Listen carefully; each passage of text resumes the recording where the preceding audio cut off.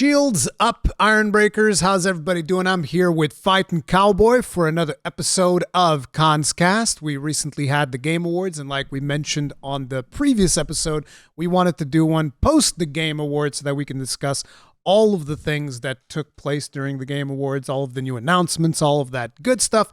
But before we begin, how are you doing, Cowboy? You doing good? I'm doing good. Doing good. We're both fighting a little bit of sickness. Yes. But, tis the season. So. Tis the season to get sick is where we're at. Oh my God. How'd you like the ceremony for the Game Awards? There's been quite a bit of controversy surrounding it recently. It was definitely a bit of a shock, I guess is a good way to put it. Like the amount of like, let's go wrap it up. There was a lot of that this year. I think after the fact, like, I mean, it was obvious watching the show. Like, I'm just like, damn, they are, trigger heavy on this run them off the stage music.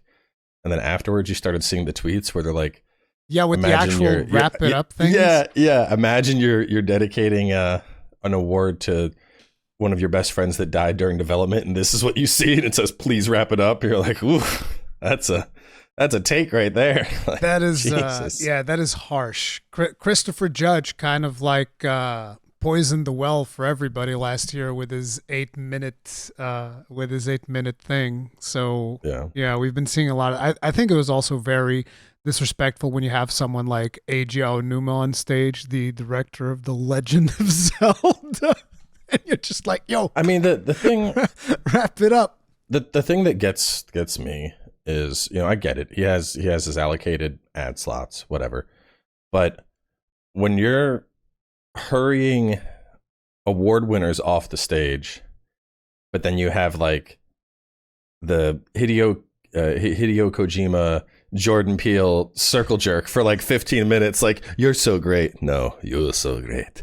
No, you're like a genius, bro. I also love your work, Jordan. Like, I get it. Y'all fucking spoon and reach around each other. Like, I like your work. I like your work. But I like it more. That's what throws it off to me. Is like, the award winner, get the fuck off the stage. You two, yeah, just show each other some love. And then I don't know the actor's name. The guy that played the Falcon, he's now Captain America. The Anthony Mackie. I find it so weird. That looked like a fucking manic episode. I mean, I'm sure part of it was just the audio because you couldn't hear the crowd. But he was like, "You over there, you stop, you okay. I'm like, bro, what is this guy doing? Like, if this is a bit, it's gone on too long. Yeah. So listen, I have to bring this up. All right. I was in Ratatosker's podcast this week, and he also didn't know Anthony Mackie's name.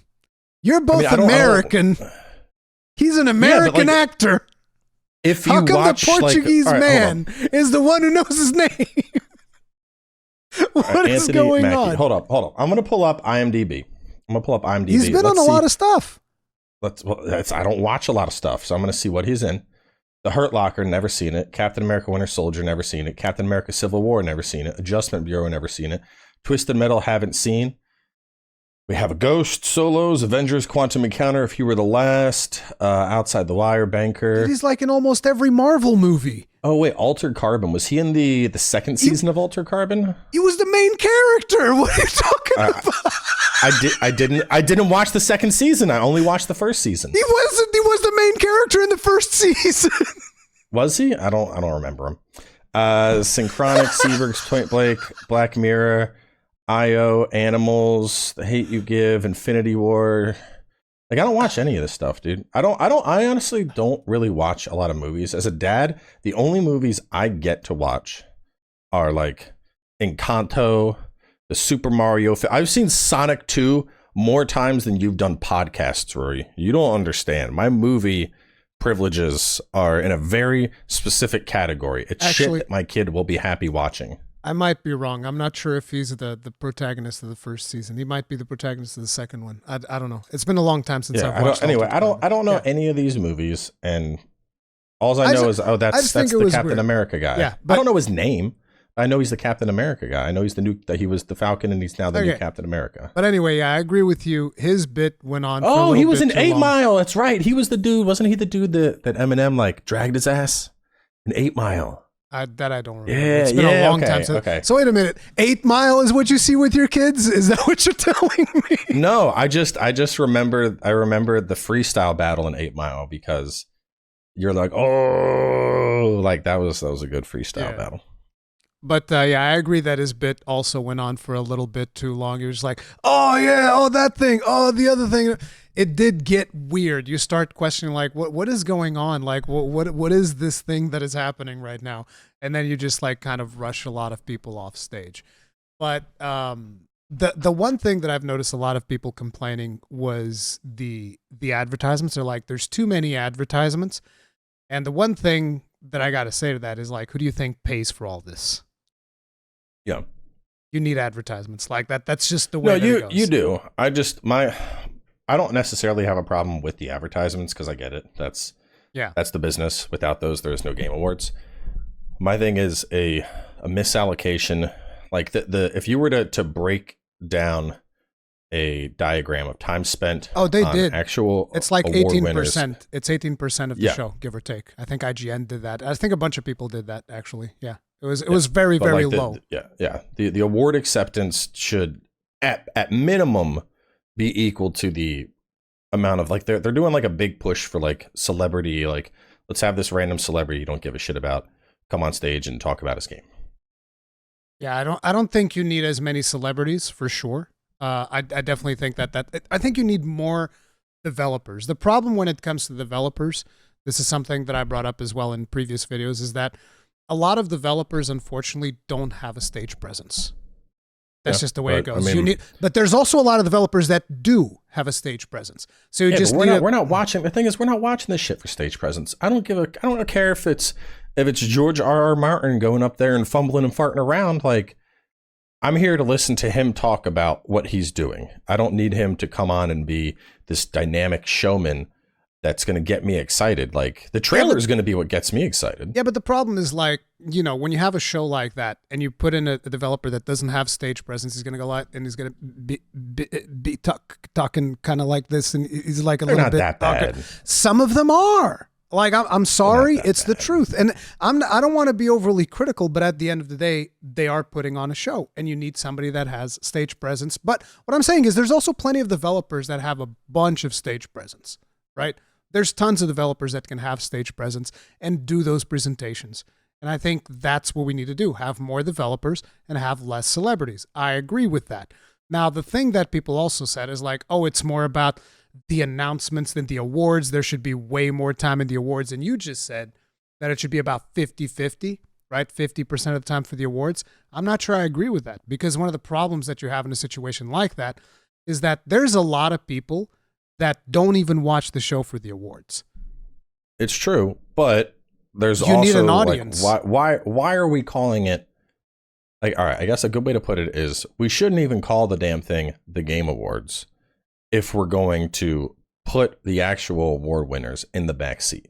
I get it. I watch it for the announcements. There you go. I'm excited to see what's coming up. At the same time, I recognize that these people are achieving something that is monumentous to them. And regardless of my feelings on the Game Awards being basically just a big promotional crock of shit, I'm sure the people that are winning these awards, to them, it feels like their equivalent of a Grammy or an Oscar or whatever the case is. I agree. And so them getting rushed through that moment or the next reveal or the next ad doesn't feel right. No, I completely agree. I think they need way more time than the time that they were given. I think it is, however, not as simple as just because I've seen a lot of overly simplistic takes on Twitter and stuff. People are, this should just be about the awards. This should be no announcements. It's like, nobody's going to watch a show for that. Like, I'm sorry. Like, tell me something. Do you watch the Oscars? No. Of course not. But also, to be Why fair, would you? I don't follow like music or movies or any of that stuff. But I would assure you that like a majority of people, even that just watch movies all the goddamn time, a majority of them are not going to watch the Oscars. And that's what it is. It's just an award ceremony. People just go there, they just give out awards, all that stuff. As a matter of fact, the last thing that I even remember about the Oscars is Will Smith slapping Chris Rock. And that's probably the last thing that most people remember about the Oscars, because that's one of the interesting things that happen over there. I remember growing up, my mom loved watching that shit. She'd be like, the Emmys are on tonight. And I would be like, who cares? Exactly. Why do I care at all? So it's like, to me, it's more like a balancing act. And I agree with you. We definitely need to give the developers more time, 100%. But that is something that needs to be balanced. It can't just be awards, and it can't be as unbalanced as it was this year, where it's just ads and announcements. We need more time for the developers, because at the time, I even thought it was funny because I was sick and it was late, and I was like, "Oh, look, they're rushing." Jeff Keighley's in the bag with a big red button that says "Wrap it up," and he's pressing it, and I didn't even know that there was actually like a "wrap it up" thing. So I was like, "Oh crap, that was actually a thing." But yeah, I think everybody can recognize that was a problem. But like I said, I think that is a problem of balance and not necessarily a problem with, oh, we needed this to be just about the awards. It needs to be about both things. It needs to be a celebration, but it also needs to have announcements. Because again, a lot of people only watch it for the announcements. They go there and they're like, I want to see my Elden Ring DLC. I want to see the next Monster Hunter game. This is what people are tuning in for. It's the truth. But at the same time, I want to be able to recognize developers. I respect developers immensely. Okay? I keep always bringing up that picture that I have there where I got Miyazaki to do the Praise the Sun emote. A lot of people see that picture online. They don't even know it's me. It's me. I'm there. Like IGN has posted that picture all over the place. They didn't credit me. That was my picture. We'll have to DMCA that shit. Yes, exactly. That's what I should do. Throw a content ID warning at them. But yeah. So overall, how'd you like the show? Just like an overall thing. Pretty good. I'd say 4 out of 5. I love how you just put numbered ratings on everything. 4 out of 5. It's like I enjoy it. I always like watching it. I always have some, a good time. Yeah. There was a big announcement that I liked, obviously, with Wilds. There were a lot of smaller announcements that looked good. Some indies that definitely perked up my interest. I'm going to be bringing some of those up. I don't know if I'm going to be bringing all of the things that you're interested in. I don't know if you have a list or something of things that you might want to bring up. I lived, let me scroll through. I live tweeted like the whole event. So anything that looked good. You have on there. Okay. Don't bring it up just yet. Well, we're going to be talking about I'm just scrolling there. If something didn't, if I missed something with me, I didn't even bother tweeting about it. So yeah. So the other thing, the Christopher Judge joke. I think it's fine. I mean, the dude's he's just speaking truth. Like the Call of Duty campaign was objectively extremely short. People are upset. People are like, this is a paid DLC. I don't play Call of Duty, so obviously I don't have a horse in this race. But like, you know, it's weird to me that like I can't believe he'd say that our campaign was short when their campaign is short. Like, yeah. Like your campaign was short. Like what do you want? Well, what do you want, you know? If he had been up there and been like, oh, my speech was more entertaining than the shit Call of Duty campaign. All right, now we're getting that's a little bit more personal. I feel like way too many people took that personal and they start coming out with all these retorts. Oh, dude, there was some fucking takes online. I can't believe on this year of all the layoffs, we would see such a blatant, vicious attack on developers. I'm like, oh, go suck yourself off. Dude literally said my speech was longer than the Call of Duty campaign, and people call it a vicious attack on developers. That has to be one of the most brain dead fucking tweets I've read in ages. So like I think I saw a video from Angry Joe where he talked about the Call of Duty campaign, and he said something like, "Oh, it's about 4 hours long, and 2 of those hours are filler." It's like, bro, what did you expect? Come on, get over it. I thought it was funny. I thought it was funny as hell. It was a brutal roast. So, yeah, whatever. Yeah, I mean, I was chuckling. I got a good laugh out of it. So let's go over the awards real quick. Best multiplayer game, Baldur's Gate 3. Out of Diablo 4, Party Animals, Street Fighter 6, and Super Mario Bros. Wonder. Do you agree with that? I mean, I've been playing multiplayer Baldur's Gate. It is a wild experience with multiplayer. Okay. I haven't. So I haven't in our campaign, like I am the bard. I am charisma man. So yeah, dude, that's the best. And I'll be like, all right, let's do this. And then instead, my buddy who has this like weird misfit dwarf that he's just put as much makeup. It looks like a Joker reject. He runs ahead, and then it's like all of a sudden the dialogue prompts, and he's like, I think I messed up. And then we look like you blah blah blah blah, and it pans over the camera to him, and he's like, and I'm like, oh my god. fucking god, Ron, why? He's like, I didn't know it was going to trigger. I'm like, well, here we go. Let's see if your charisma roll hits what we need. Dwarves have very good charisma. I don't know if you're aware of this. Yeah, so moments like that, some dumb shit like we need to hit this guy. The one guy that's playing a barbarian just like picks up the mage and chucks him at him. So there's a lot of like peak shenanigans that will happen in multiplayer Baldur's Gate. So I'm not sure if okay you're with that. aware, but I think if I remember correctly, in traditional Dungeons and Dragons, back when I played it, dwarves actually had a natural -2 to charisma. I mean, probably they're not the most charismatic of people. No, they're not. But yeah, the one thing that I would have to say about multiplayer game is I kind of wish Remnant 2 got nominated because that would have been my choice. But Baldur's Gate 3. I mean, there were a lot of weird like Wo Long didn't get a single nomination. Like I think at least Wo Long could have been in the action game category, which I think Armored Core still would have taken it. Yeah, but like Wo Long didn't get a peep. Not a peep.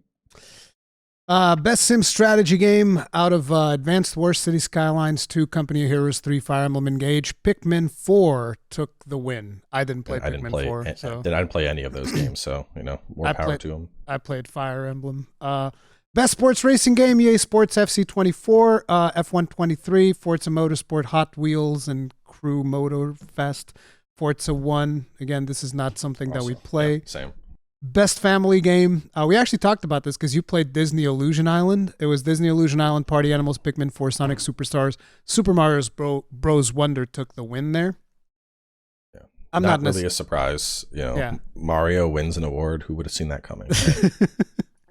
Best fighting game, God of Rock, Mortal Kombat 1, Nickelodeon All-Star Brawl 2, Pocket Bravery, and Street Fighter 6 took the win. I think that makes sense. I believe that was even what we called in the previous episode. Best RPG, Baldur's Gate 3, Final Fantasy 16, Lies of P, Sea of Stars, and Starfield.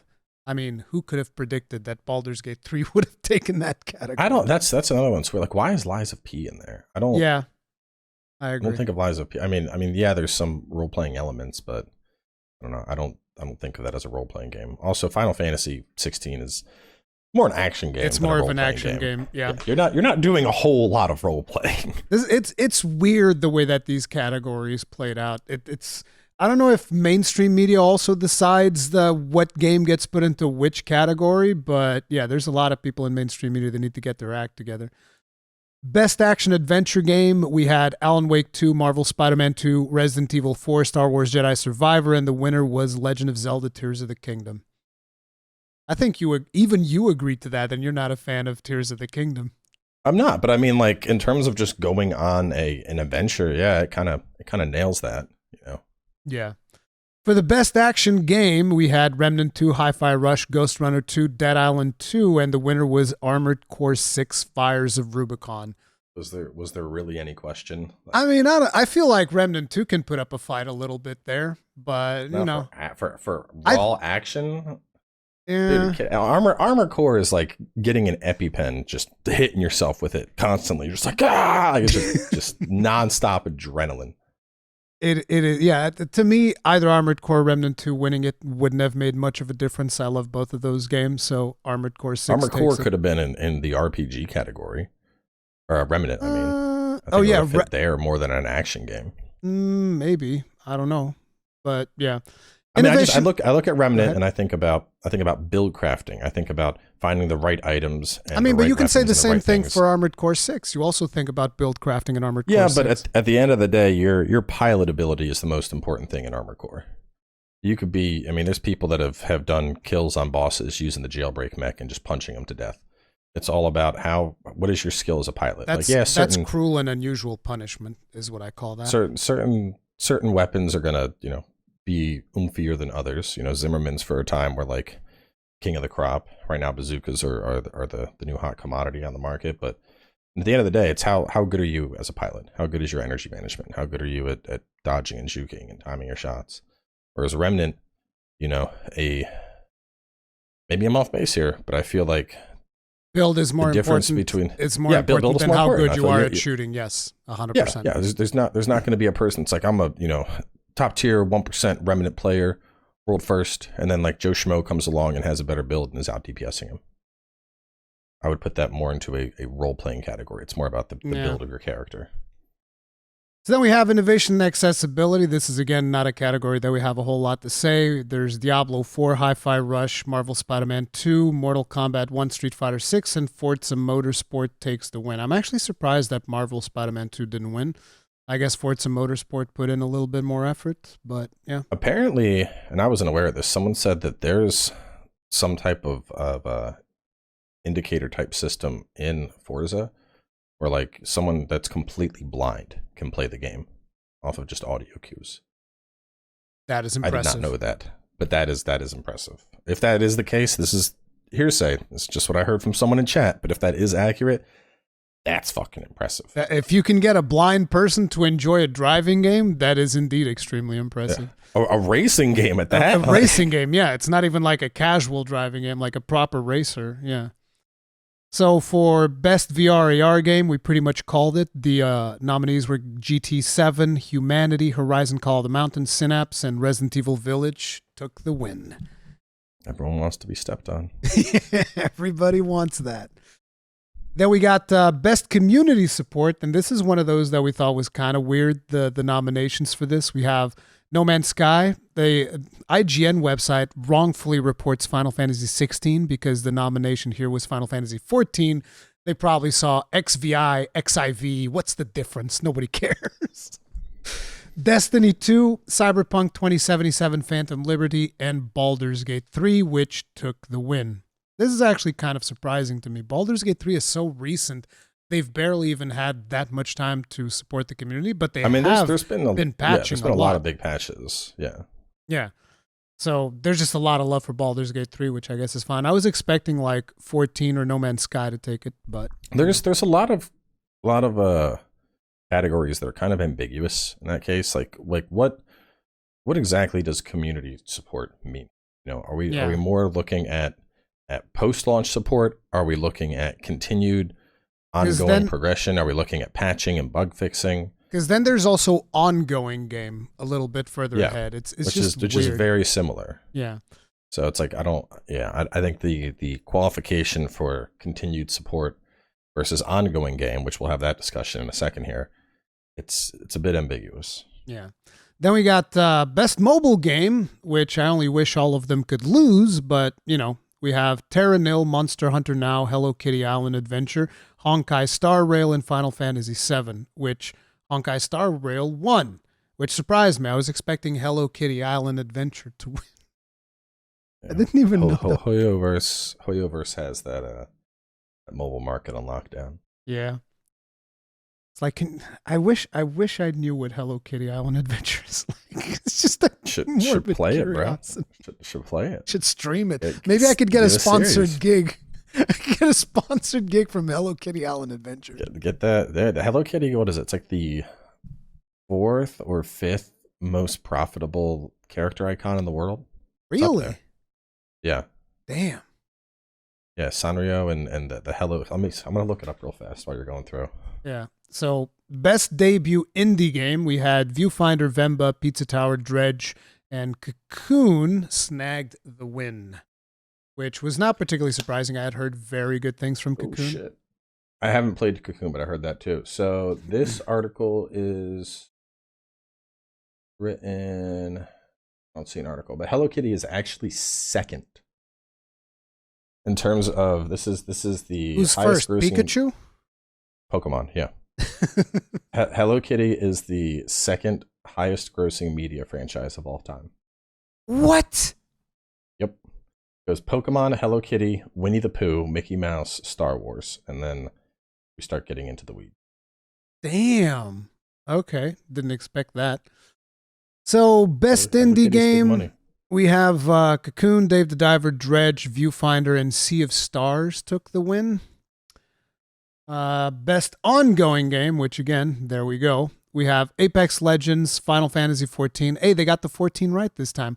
Fortnite, Genshin Impact, and Cyberpunk 2077, which took the win. Weird. It's so weird, isn't it? It's like it's not really an ongoing game. It's like we made an expansion. They did some patches and they did an expansion, but yeah, I don't know. I think ongoing, I think specifically MMOs and games as a service. Yeah, I agree. I don't think single player game adding content counts as ongoing. By the same, God of War just added the Ragnarok mode. I wonder if that's going to get the ongoing game award next year. Like, doesn't make sense. Yeah, that's pretty much where I land with that stuff as well. Then for Games for Impact, this is really a category that we don't play, but Space for the Unbound, Chants of Sennar, Goodbye Volcano High, Terranil, Venba, and Chia was the winner, which I think is something that you called. You said something about Chia. I remember that. I've heard it's very Breath of the Wildy, like just like lots of exploration, self-discovery. I mean, it's a little bit too slow for my speed of game, but I've heard good things about it. Best performance, we had Ben Starr in 16, Cameron Monaghan in Star Wars Jedi Survivor, Idris Elba in Cyberpunk 2077, Melanie Liebert, Alan Wake 2, Yuri Lowenthal in Marvel Spider-Man 2, and Neil Newbon snagged the win for his role as Asterion in Baldur's Gate 3. I seem to remember you were rooting for Idris in this one, or am I wrong? Ben Starr. Ben Starr? Okay, so we were both standing for Ben Starr, dude. I mean, it was a close. I'm not upset with Neil winning. Yeah, me neither. But I sense a but. Well, no, I can see your facial. I don't know. I see your facial expression. I'm like, there's a but coming. I'm trying to think how I would have. I would have been. So I'm happy that either of them won. Yeah, but I will agree. say, I think Neil is only one part of Baldur's Gate, whereas Ben effectively carried 16. And I think that should have put more weight towards Ben. Personally, I think he probably should have taken it. I'm not upset that Neil took it. Obviously, Asterion is a phenomenal character. It is. The voice acting lines are great. I hate him. I hate him so bad, dude. I hate him. I killed him 3 times. But it's like the thing is you can go through Baldur's Gate and effectively you can not even interact with Asterion if you want. Yep. You could miss out on those interactions. Whereas the performance of Clive, honestly, I think carried a large amount of 16. Clive became one of my favorite protagonists so far. I think he does a great job voicing the character. Some very good lines from the character, some good vocal inflections, some intensity. I think Ben Starr should have taken it, but I'm not upset that Neil got it. Yeah. I think that's a good way to put it. Neil Newbon was also awesome. I agree. Then we have Best Audio Design, which, by the way, I would like to point out that there are categories in here that have 6 nominations, and Best Audio Design only has 5 nominations. So there was room to put Armored Core 6 in here, even if it didn't win, because I think that the audio design of Armored Core 6 is absolutely phenomenal, and it's disgusting that it doesn't even get nominated, but, Best Audio Design, the nominations was Alan Wake 2, Dead Space Remake, Marvel Spider-Man 2, Resident Evil 4 Remake, and Hi-Fi Rush took the win. I mean, it's an audio game. If it didn't, it would be a shame. But still, dude, I just go back to I Won't Miss. It's so good. It's one of the best audio moments ever, dude. I mean, in FromSoft's history, yes, it absolutely is. It's up there.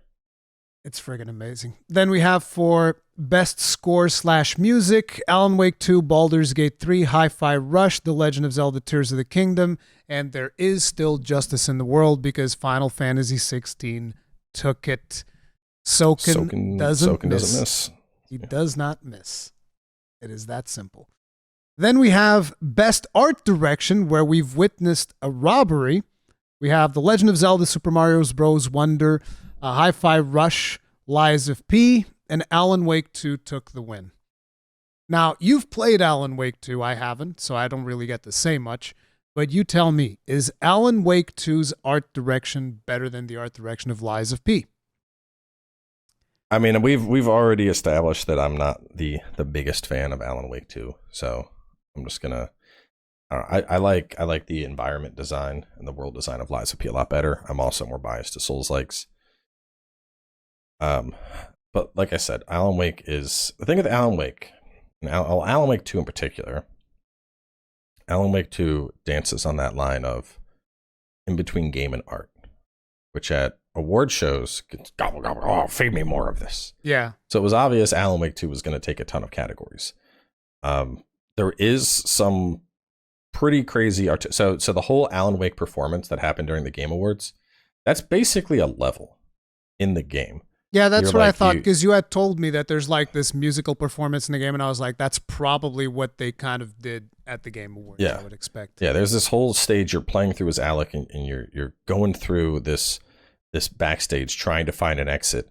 And as you're like fighting through and fighting these bad guys, there's a whole music video happening on big screens all around you, and eventually on like the screen in front of you. It's a very, I mean, probably one of the coolest moments of the game. And I think moments like that is probably what nailed them the art award, because there's definitely it's a very unique moment in that game that I don't think I've seen in a game before. So it's not that surprising. I mean, you should play it, to be fair. Like, the thing is, I really enjoyed the first Alan Wake. I think the biggest thing with Alan Wake 2 that killed me is it builds up like a roller coaster, and you get up to the top. There's a big showdown, and it feels like that's going to be where things wrap up. But then after that big showdown, there's like another 2 hours of narrative happens, and it's slower. It's much slower compared to the big showdown. So imagine like you get up to the peak of the roller coaster, you come rushing on down, and then that part after the rush where you just you're gliding into home, that part happens for like 2 hours. And so that's kind of what killed Alan Wake. Like, up until I was like, the puzzles in Alan Wake, I had one puzzle in Alan Wake where I had to pull out fucking pen and paper, and I was doing math to figure out the puzzle answer. Like, which I enjoyed, by the way. I was like, okay, I got to make sure I got these math skills for when the kid gets up in algebra. You know, doing that. Playing a saga, I actually found more enjoyable because I didn't like all the Wake shadow whispers that were constantly happening. There's plenty to like about Alan Wake 2, but that ending just, it took the steam out of the ride for me, both figuratively and literally. Okay. But I do think you should check it out. Maybe. So, best narrative, we have Marvel Spider-Man 2, Alan Wake 2, Marvel Spider-Man 2, Final Fantasy 16, Cyberpunk 2077, Baldur's Gate 3, and Alan Wake 2 took the win. This one kind of surprised me. Wake. I was not expecting, like, it just started sweeping at this point. So yeah. I was expecting more Baldur's Gate 3 or Final Fantasy 16. And I think you even said that Cyberpunk 2077 was also excellent. Yeah. But, you know, I guess this was just a very competitive category. And the fact that Alan Wake 2 wins means that probably the other two games were really, really close. And Alan Wake might have even gotten a little bit of recency bias, I would imagine, which doesn't really change the fact that probably the narrative is amazing. I don't know. Best game direction, we have Legend of Zelda Tears of the Kingdom, Super Mario Bros. Wonder, Marvel Spider-Man 2, Baldur's Gate 3, and Alan Wake 2 once again takes the win. You got nothing to say. I mean, it's just, you know, I'm not gonna knock the game for winning awards. Yeah. It's all good. So I don't know. Finally, for Game of the Year, we have Legend of Zelda Tears of the Kingdom, Super Mario Bros. Wonder, Resident Evil 4 Remake, Marvel Spider-Man 2, Alan Wake 2, and Baldur's Gate 3 takes the win. And out of this list, yep, that's probably what I would have chosen too. Spider-Man fans were mauling. Oh my God, that was so hilarious. Did you see? Which, like, I played Spider-Man 2. I had a blast with it, banged it out, and I think, what was it, like 16 hours? Maybe a little more. No, it might have been less. I don't know. Great game, but like at the end of the day, Spider-Man 2 didn't do anything new. Yeah, see, that's the thing. It's like, I haven't talked too much about this because, like, look, I like Spider-Man 2 a lot. I've played it. I haven't gotten around to finishing it because, you know, it's been one hell of a year and I've been sick and kids and etc. Super busy. But, like, I think Spider-Man 2 is amazing, but it doesn't give me that much more than Spider-Man 1. I mean, it's basically Spider-Man 1, but way better. That's it. Yeah, it's more of Spider-Man, which it's not a bad thing, but more of Spider-Man isn't going to win awards. You know, it's... Yeah, whereas Baldur's Gate 3 actually did quite a few innovative things. But it was just interesting seeing some of the discourse around that with people talking about, like, comparing the gameplay of one game versus the other. And I was like, dude, the best. There was a tweet. There are two tweets in particular I want to call attention to. There was one someone was like, I can't believe this didn't win game of the year compared to that turn-based gameplay. And the whole tweet was just the Sandman cutscene. Yeah, which is like the first fight that you do. But it cracked me up that the dude's making an argument about gameplay and sharing a cutscene. I'm like, yep. The gears aren't turning, are they? The lights are on, but there's nobody home. Yeah. And then there was someone tweeted out a defense of Baldur's Gate. It was like, I don't really want to engage in all this drama, but blah, blah, blah. People talking about they haven't played Baldur's Gate. And it was like, it's I think a 2-minute tweet. It was sped up a little bit. And she mentions like the sheer, she basically goes through how people tackled the Goblin Camp. And she's like, some people did this, some people did this, some people did this, some people did this, some people. Yeah. And I'm just like, I was watching it and I'm like, damn. Like, I knew about the possibilities, but like, it's insane just how extensive Baldur's Gate 3 truly is, to where like the approach you take across people is just, it's so wild. I feel like I played it once and I've barely even scratched the surface. On all of the things you could. There's, I mean, God, the potential. And I haven't even done Dark Urge. Dude, Dirge is so good. Dirge in my first playthrough was absolutely worth it. I'm gonna eventually do that. I'm waiting for a couple more patches and I'm jumping back in there for another playthrough for sure. We have the team playthrough is still ongoing. It's just, it's a bad time of the year with all the holidays. Trying to get 5 people together to play is. I can barely find time to record videos, let alone trying to record videos with other people. I can't even imagine. But yeah, so then we have basically the announcements. We're going to be saving like Wilds for the end, because once we get started on Wilds, like that's it. That's the end of the podcast. So real quick, Rise of Ronin. What are we going to do about Rise of Ronin, Cowboy? I have decided that whichever game shows up first gets a Let's Play series, and whichever shows up second gets a stream series. That's simple. You hear that, developers? There you go. It's the ball's on your court, Capcom. And I mean that's it. Cool, because both games I'm super hyped for. Both games I obviously want to record. Both games would make either great episodic or great streams because of the open world nature. So the best way to do it is, quite literally that. Whatever shows up early that I can prep episodes for, that'll become the Let's Play series for that 30-day period probably. And the one that shows up closer to launch, that's going to be what gets streamed for that 30-day period. That's the best way I think to split those up. So I'm not going to take one and just be like, okay, sit in the corner for a month and wait. Like, no, I want to play both of those. I want to play both of them as soon as possible. So. Well, there you go. If you want to watch Rise of Ronin, you're going to be watching it on Cowboy's channel, because like, look, I wish I could do the same stuff you do. I don't have the same time availability, so it ain't happening. I'm playing Dragon's Dogma. It's that simple. And then eventually I'll pick up Rise of Ronin afterwards. Like, Koei Tecmo, I love you guys, but I've been waiting for Dragon's Dogma for like 10 years at this point. So yeah, I'm going to play some Dragon's Dogma. Black Myth Wukong. August. Yeah, I know. What do you think about it? It's a good release window. I want to see more raw gameplay of it, because I'm still. Is it going to be like Sekiro? The combos were looking kind of all over the place, so I almost got like Devil May Cry vibes from it. I know there's a marketing that it's a Souls-like, but it didn't look very Soulsy to me from the combat. It looked much more like Sekiro or DMC.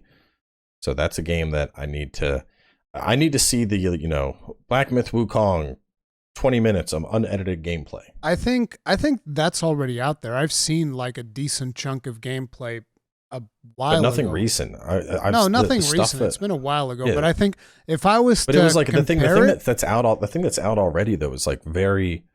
It's like 20 minutes unedited gameplay, but like 12 minutes of that is like them just wandering and talking to NPCs. I want to see. All right, better way to put it. Let me play the game for 20 fucking minutes about midway into the game so I can decide what this game's genre is. Like, listen, my interpretation is I'm thinking Elden Ring. So like a pretty big world, you got Souls-like type of combat, as well as a couple of open world activities. I think that's what we're getting with Black Myth Wukong. That's the vibe that I'm getting. Space Marine 2 also got a release date. You excited about that one? That hurt my soul. Dude, I thought that thing was like supposed to come out winter this year, and now it's September next year. That was supposed to come out this month. Me and my trainer. He is a huge 40K fan, and like we've been talking about it. I'm like, dude, yeah, I haven't seen it yet, but they were talking winter 23, so any day now should be getting that Space Marine code. and then they announce, September. I was like, oh, it's so far from now. Like, I'm super excited for it. Yeah. But I'm just like, damn, dude, that is so far away. It's so far from now. Hellblade Senua Sacrifice. Actually, no, I think this one has a different subtitle, but it's Hellblade 2. They didn't put a date on it yet. They put a year on it. It's next year. Yeah. I mean, obviously, I'm excited for that. The first game, have you played through it? Oh, yeah. I played the first game. That game, it fucks with your head. It does. Especially like towards those voices, you're like, all right, man, I don't like this anymore. Can we stop with the voices? Can we chill with the voices, please? They're gonna make it so much worse this time too, dude. It's gonna be way worse. But yeah, I hope the combat gets cleaned up a little bit, because it was very, it was not perfect. Let's put it like that. It was very basic. So I hope to see a little more shine towards that with the time they're taking. I think there will be. I think Xbox is putting a lot of eggs in that basket. So yeah, I've high hopes for that for sure. But I'm playing it on PC, dude. I finally got my PC working at home, dude. I ran into so many problems. God damn. Friggin' everything's good now. It's good now, but like when I got it, do you know how with I don't know if does your computer have DDR5 or DDR4? 5. Okay, so DDR5 apparently you can't put 4 DIMMs in there. Doesn't like it. And I was like, bro, 4 DIMMs of 16 is cheaper than 2 DIMMs of 32. It's got 4 slots. I'm slapping those bitches in there. I have 2 32s in, with the expectation that if I ever have to upgrade past 64, I can. But no, you can't. I mean, you might be able. Like, look, I got them to work. It just wasn't very stable, to the point where when I went to the store and I told the guy what I had done, it was like, oh yeah, that's a problem. And then he was like, so wait a minute, you put 4 DIMMs and it posted? And I was like, yeah, it was running. It's just not very stable. He was like, oh, okay. Weird. I have not heard that with DDR5, but no, but the guy. I mean, I don't think I'll need to upgrade. Yeah, I don't think I'm gonna have to go past 64 anytime soon. Yeah, so, but I don't know. Chrome does gobble fucking RAM up like it's being paid to do it. So I've been experimenting with the new rig. Oh my, so good, dude. AV1 is so good. You get so much more detail. Oh yeah, dude. It is. I stopped recording in it just because it's a pain in the ass to edit with. Put it in Resolve, bro. Resolve eats that. No problem whatsoever. I don't want to learn a new editing software. Listen. I already have Adobe. It's paid for via my day job. Listen. I don't need to. I'm gonna take you into the fold. You'll be fine. I'll bring you into the fold. I'll take you away from evil Adobe. Okay. Anyway, listen, evil Adobe is effectively free. That is a perk.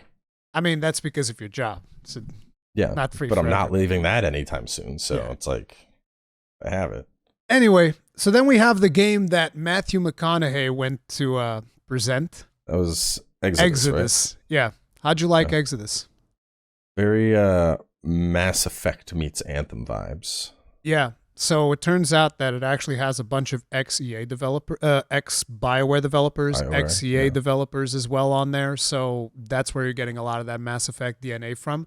And considering that even if you take a giga dump on Andromeda, which a lot of people do, I think everybody needs to accept that the combat in Andromeda was actually pretty good. Oh yeah, that was great. You played Andromeda, right? Yeah. Yeah. I did a full series on it, yeah. Yeah. That's a funny. Have I ever told you about the Andromeda story? My Andromeda story? Probably not. Dude, so listen. There was a promotional event happening in Portugal. There's a TV show, and they were trying to get like influencers. This was like years ago during the launch window of Andromeda. They were trying to get like influencers to go into that show and talk about the game. So this was like a collaboration between the people that work EA in Portugal and the people that ran the show. And so one day before the show, I'm like, guys, I still don't have a code. I haven't played the game. I don't know what you want me to do with this. I'm supposed to go on the show tomorrow. They're like, oh, the star's scrambling. Initially, I asked for a PlayStation code. They said they couldn't get me one. It had to be a PC code. So then they sent me a PC code, but it would only unlock on the day of release, which was the same day that was the show. So I was like, listen, I'm not going to go on the show if I can't talk about the game. So then they got me a PlayStation code, which unlocked instantly, and I played the game for like a bunch of hours before I went on the show. Like I barely slept that night so that I would have something to talk about on the show. So then I go on the show and whatever, and so a couple of days later, the person that sent me the code said, you know that nobody else complained about the code? Everybody got a PC code. Nobody played the game. Everybody went to the show talking how excited they were to play the game. I was the only one that had actually played the game. I was like, yeah, that sounds about right for influencer marketing. That sounds fantastic. It's like, what the hell? But yeah, Exodus gives off some serious Mass Effect vibes, and I'm all about that, but it doesn't even have a release date, so maybe not even next year. There was a lot of 2025 at the Game Awards, sure. Yeah. Before Exodus, though, there was Windblown. Oh, right. I had Windblown because, like, some of these I have out of order, so I had Windblown closer to the end of the list. But let's do Windblown then. How'd you like Windblown? I thought that the gory animations were friggin' awesome. Dude, Motion Twin is a studio I have very, very high hopes for because Dead Cells is phenomenal. Easily one of the best roguelikes out there. They've continually pumped content into it to just make it better and with more going on in it. Sorry, hang on, my premiere just started. Let me mute that. There's that one. It looks like it's going to be good. I'm curious if it's supposed to be like single player and you have other lives you can pull from, or if it's 3-player. I think it's 3-player because some of the gameplay actually shows 3 characters fighting at the same time. Yeah, but it kind of gave a vibe of like, you know, what's that game? It's like 1,000 Lives or something, where you have your character and then AI controlled characters that are fighting with you. And it's like one dies, you swap into the other one. I don't know. Either way, I'm excited for it. Motion Twin has done great work in the past, so I'm very curious to see what that one's going to be like. But it's like the presentation of it was what really sold me. Like you're just chilling. There's these lovely little looking animals going by and everything's fine. And then suddenly swoosh and one of them gets chopped in half and the other one's got blood spluttered all over his face. Yeah, all over its face. It's like the friggin' contrast between the fuzzy animals and like all of the gore. Yeah, initially everyone's like, oh, happy furry game. And they're like, oh God, not happy furry game. Blood everywhere. Oh no.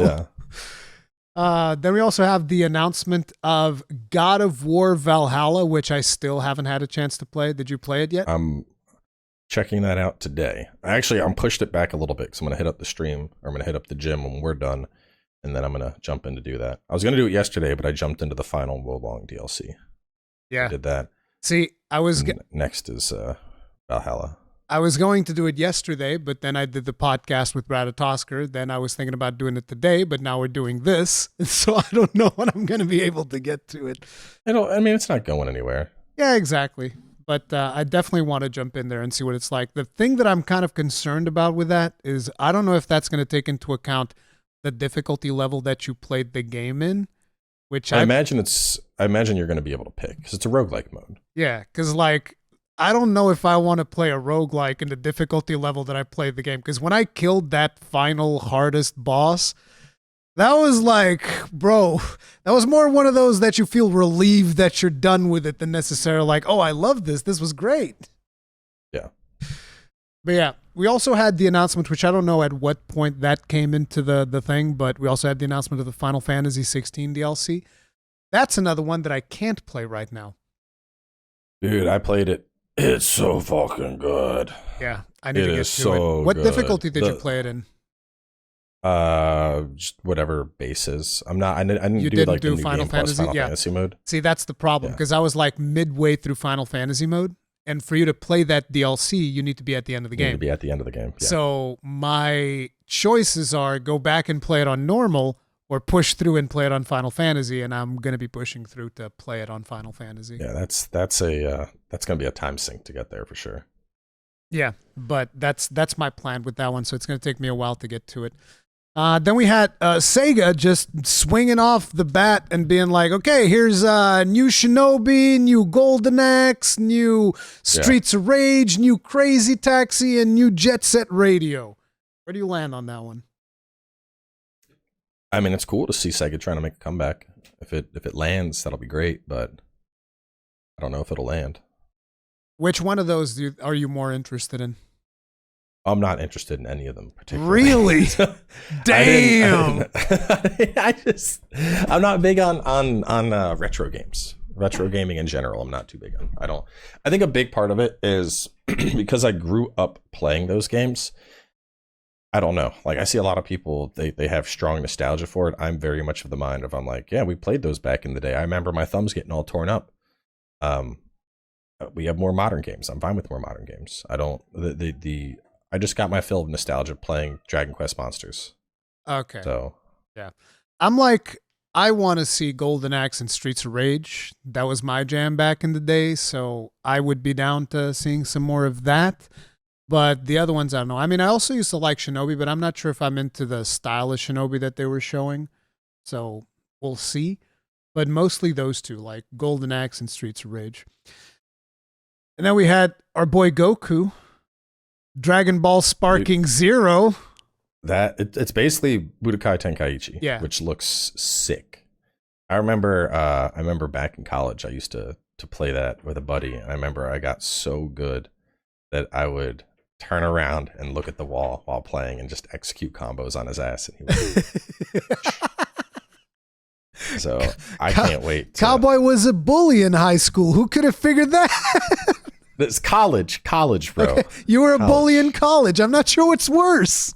A video game bully, which is very different. Okay, you want to talk video game bullying. So we had me and my buddy there's this thing. It's closed these days, but it's called Disney Quest, and Disney basically had this little like digital theme park near downtown Disney, full of like VR and video games and stuff.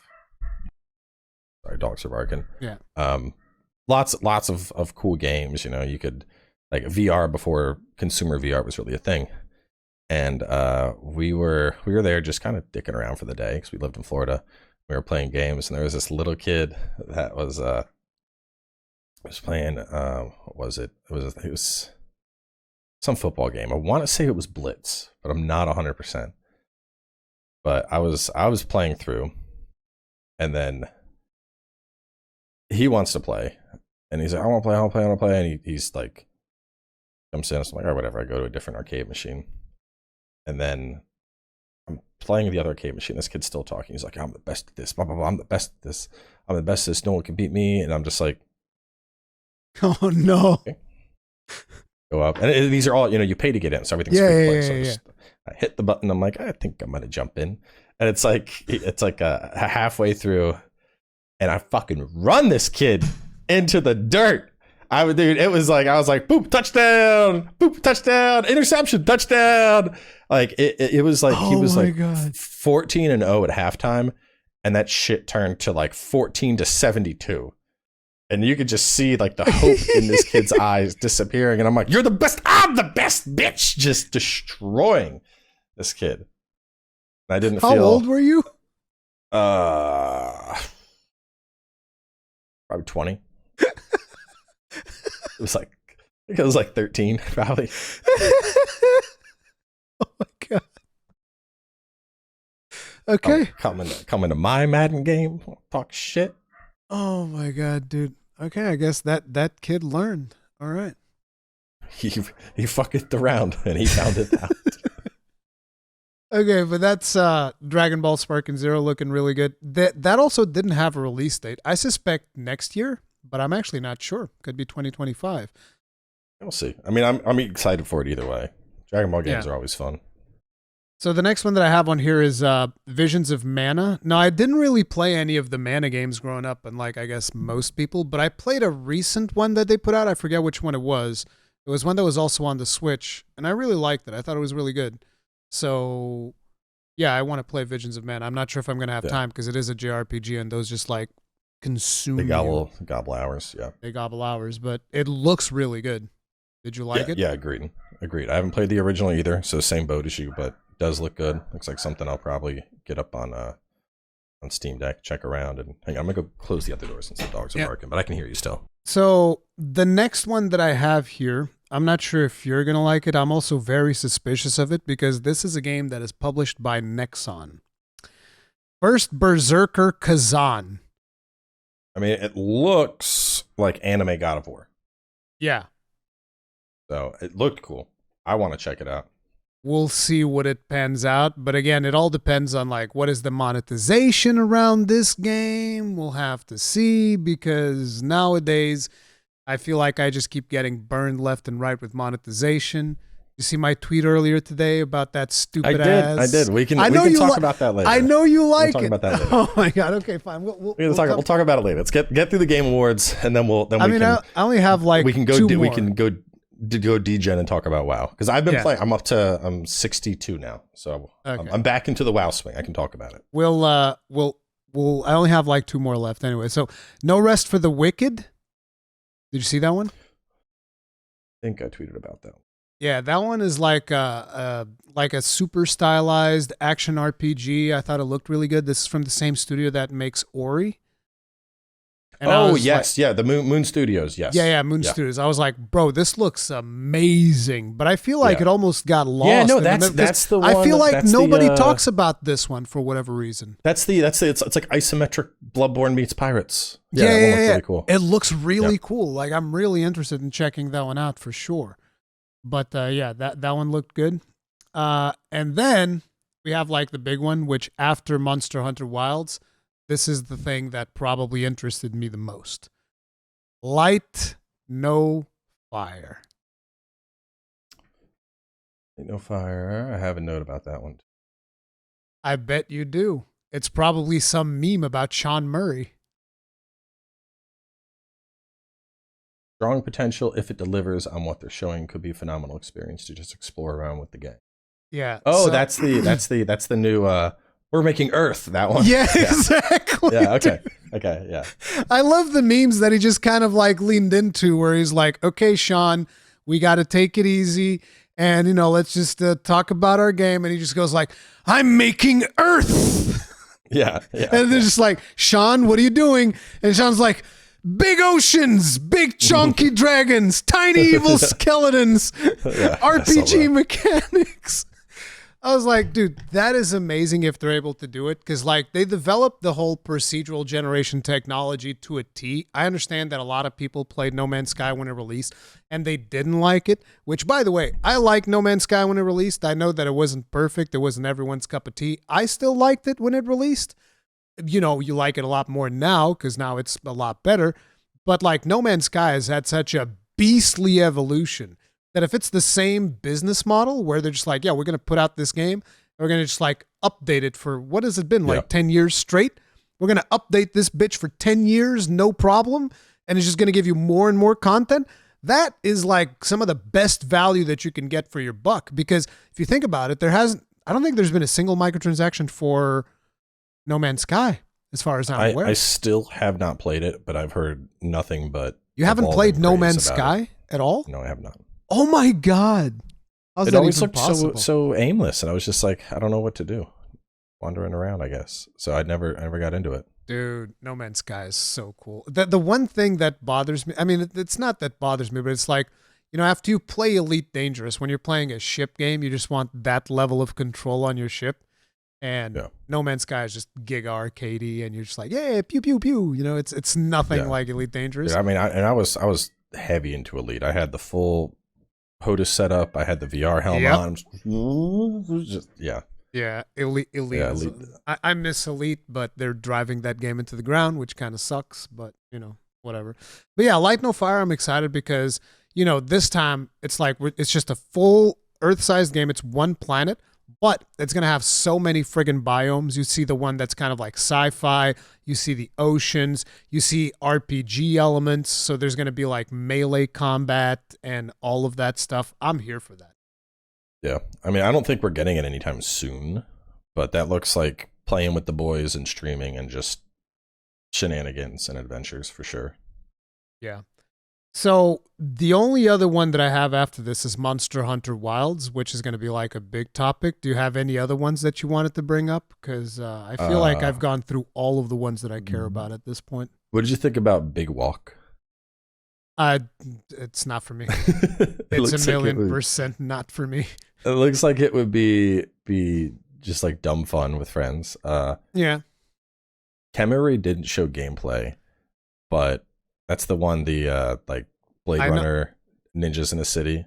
I know which one it is, Kamori, but like it is just like you said. There's no gameplay there. We don't know what it is, other than it's the quirky lady that goes like "Ganite," whatever it is that she does. I mean, I want to see gameplay, but the setting looks good. It checks all the cowboy boxes for sure. The Supermassive Dead by Daylight game. I actually really enjoy the Supermassive games. I play them on I liked stream. Until Dawn. Until Dawn was really good. I think they're really fun as a stream game because you can like integrate chat polls and have chat make important decisions. So it's like if people die, it's chat's fault, not your own. So I have a lot of fun with those. I'm looking forward to that. Wait, does that work on YouTube? Yeah. Oh yeah. YouTube poll integration is super good. It's even on mobile. So like if people are watching on mobile, they'll have like a little poll that'll just pop up and they can. No. What I meant, like, I thought that was integrated right into the game. So you're just talking about doing polls on YouTube. Yeah. I do polls. I give people a minute to vote, and then I take the top choice and I pick it in game. Yeah, polls. I know that they're super well integrated. I just thought because like some games have like Twitch integration. And I thought that that's what you were talking about. People could just vote and that would automatically become the choice. No. YouTube in-game integration. The API is there. There just isn't a big push for it. Yeah, they need to work on that because like YouTube has so much more potential when it comes to numbers than Twitch. Like it's insane because if you think about it, right? Even me, and I say even me because like I'm way smaller than your channel, right? I got like 200,000 subs. You got 1.8 at this point. I don't even know. 1.3. I thought you were like at 1.6 at one point. No. Okay, whatever. I must have. No, I get big pushes with each Souls release. So Elden Ring DLC will probably jump me to like 1.5. Yeah, but so basically, what I'm saying, like even someone of my size, I had like 2,000 concurrents during the Game Awards, which is impressive numbers for a channel of my size, in my opinion. So it's one of those situations where it's just like companies need to realize there's a big ass audience on YouTube Live, and they just need to get on it. But yeah. So what else did you have? OD. Have to see what happens. There's not really much details. The thing about OD, the reason I don't even talk about it is it's not even a game now. It's like two faces talking, and then it's like, listen, Kojima, I love Death Stranding. There's no game here yet, so let me know when you have a game, and then we can talk about it. The horror survival Jurassic Park game. I don't do horror survival that much, but it could be interesting. Tales of Kenzera, the new Metroidvania. Oh, that was the Zhao thing. Yeah, the one like dedicated to his. Yeah, that looked really good. Like the mechanics, the tightness in the combat. I was like, ooh, this is looking good. The Blade game that got announced, really, really curious to see. This is from the same guys that did Deathloop, right? And Arcane. Yeah, first person Blade game. It's first Mecha person. Break. Yeah, or no, third person. Excuse me. Okay. They did say it'll be third person, so third person from Arcane, but Arcane usually does first person. Yeah, so that's what I was thinking. Yeah. Yeah, I'll be curious to see. But Blade game sounds a lot of fun. Mecha Break. What do you think about it? I don't know. Like the thing that I liked about it is that it's got co-op, which is something that they reached out to me with an alpha test later this month, so I'll be able to play it. They said I can't stream it, but I can post like an edited video of it, so I should have gameplay of it soon. But I mean, I like mech games, so more mech games. Let's go. Yeah. It looked good.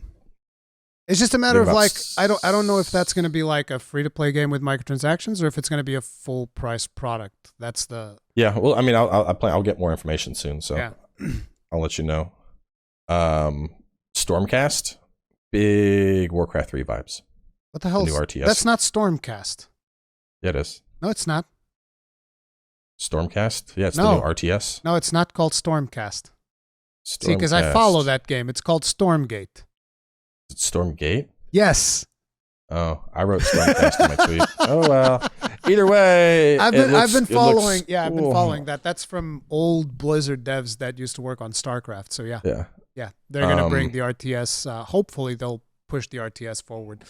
I'm still a little bit concerned at what the business model is going to be for that one because it's going to be a free to play game, as far as I'm aware, at least. The Leviathan DLC confirmed. Very excited about that. Yeah, that's for Final Fantasy 16. Yeah, and then we have Wilds. Wilds. All right. Talk to me, Cowboy, because I've been talking about Wilds non-stop for the last couple of weeks. So I want to hear you out first, and then I'm going to destroy everything that you say with facts and my own theories. So I am guessing a large open world setting with different biomes. I am guessing we'll probably have some type of central world hub that we can visit, potentially fast travel to. I think we're going to have. So before you go forward, let's expand on some of those concepts. How open world do you want it to be? I'm talking like Dragon's Dogma.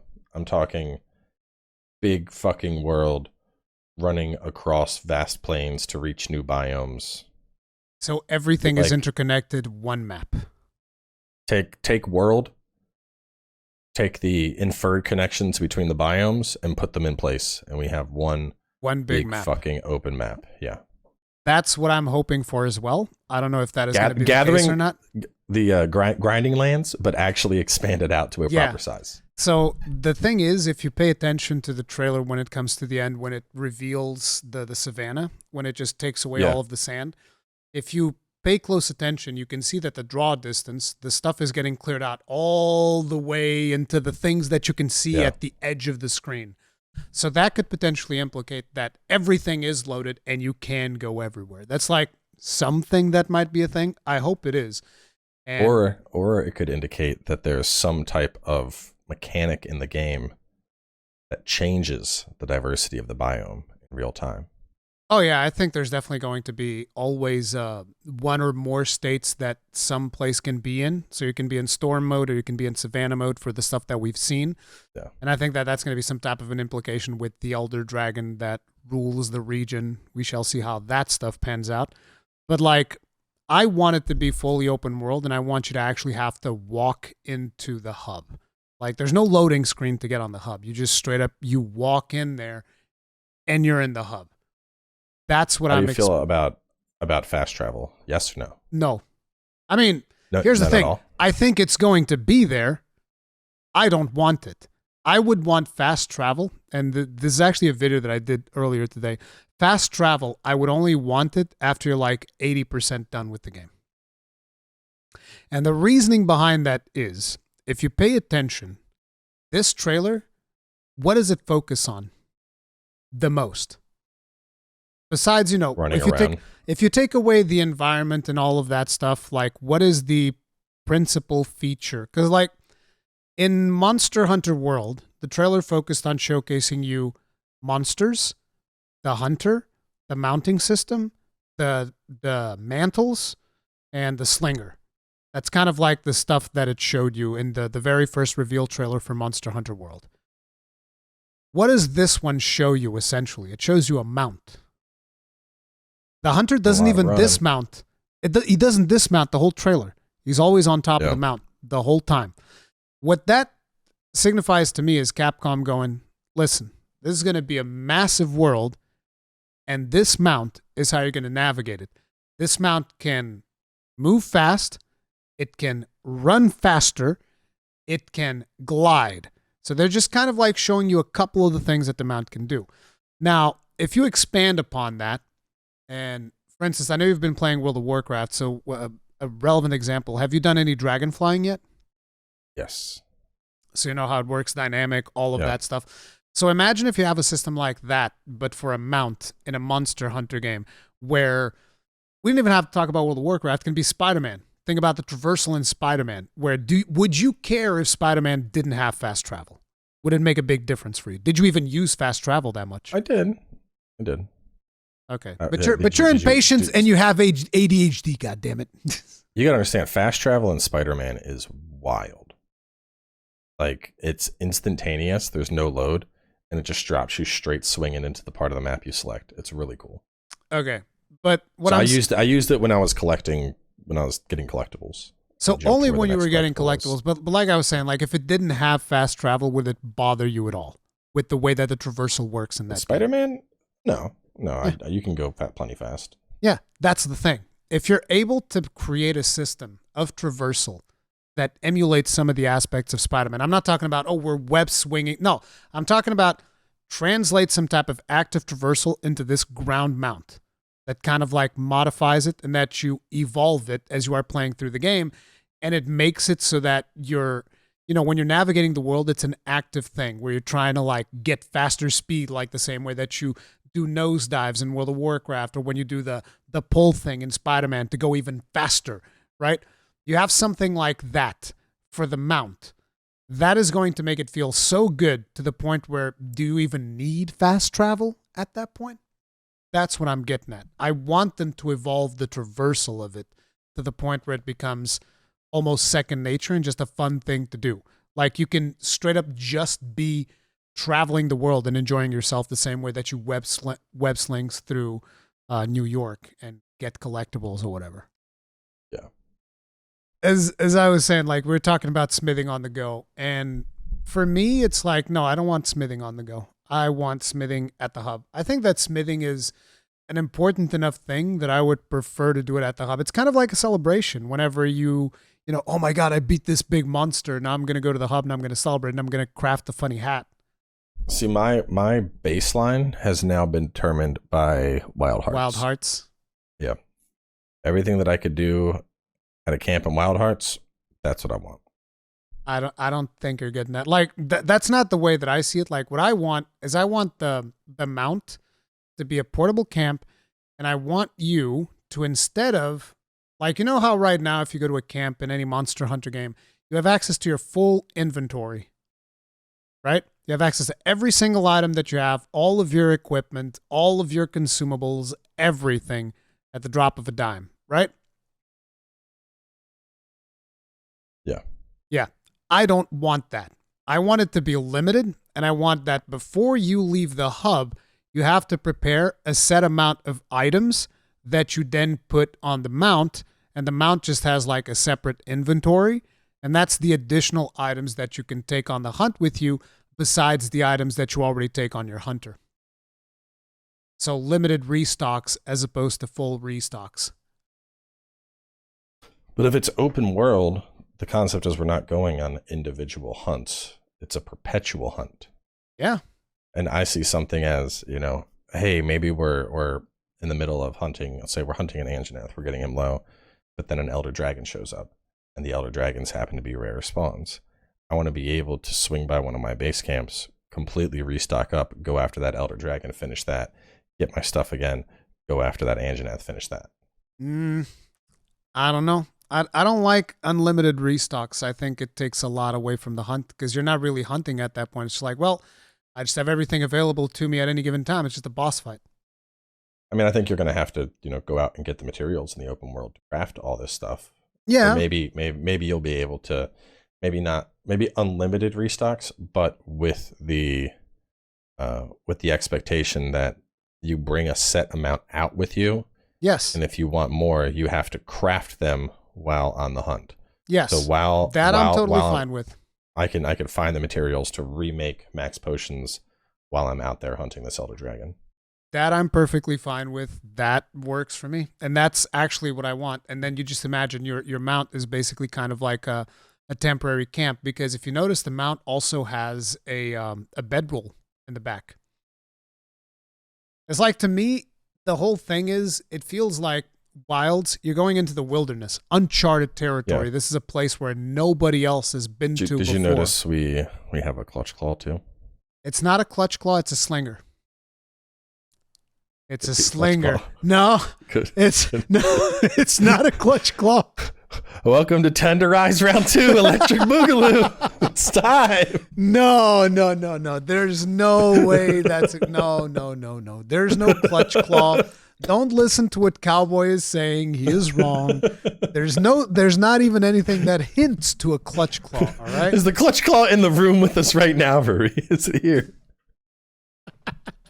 It might be. I think it's looking at me too. But no, I think it's just a slinger. And if you notice, it's like a slightly smaller slinger even. So you could say that maybe it's kind of like a natural evolution of the slinger because it's smaller in size. What do you think we're going to get for a gimmick? I mean, we had clutch claw, then we had wire bugs. I think the gimmick this time, I don't know if we're getting a gimmick. No gimmick, just it's. I think the biggest gimmick is the going to be the dual weapons. Itself. I think it's going to be weapon the mount swapping. itself. Yeah, that there's going to be there's going to be dual weapons, I'm assuming, because there's been also, like Chaos Slayer has also said, oh, what if the bowgun is like a tool, something that you just kind of need to have or whatever. I think you're going to be able to swap between two weapons. And I think that actually opens up some interesting possibilities because, like, think of it like this. Imagine if you're fighting a Baroth. So the resistance of the Baroth is when he has mud on him, he is weakest to water. When he doesn't have mud on him, he's weakest to fire. So say you bring like a water weapon, you beat the mud out of him, and then you hot swap with the mount, and you go to town with him on fire. That would be kind of interesting. I'm trying to find this post about the dual weapons. There was a meme someone made. I don't know if I can find it. I'm gonna scroll through while we're talking, but it looks. Yeah, we can keep talking while I scroll this. I want to see if I can find it, though. It was cracking me up. But, like, so I think that dual weapons might end up being a mechanic. But, like, where do you stand on limited restocks? Is that something that you would like, or do you got, no, I need to have infinite restocks. That's it. If I have the ability to craft up more, if I can find the materials to craft while I'm you can already do that in World and Sunbreak. You can find the materials to craft more stuff in those. But there's usually stuff that you're gonna have to run back by the hub to get, like the certain resources that you might need to get out of your farm or whatever the case is. I mean, if we're out most of the things that you get on a farm you can get in the world. The one things that you can't get is stuff like, say, trap tools or the barrels for the bombs or whatever. I want my infinite traps. Of course you want infinite traps. Of course I'm kidding. You want the biggest cheese. No, it's like I'm hoping for some limited restocking. I know that a lot of people, they just want infinite restocking, but I think that takes away a little bit of the hunting Here we aspect. There we go. I found it. I'm gonna put it in chat. So let me see. This.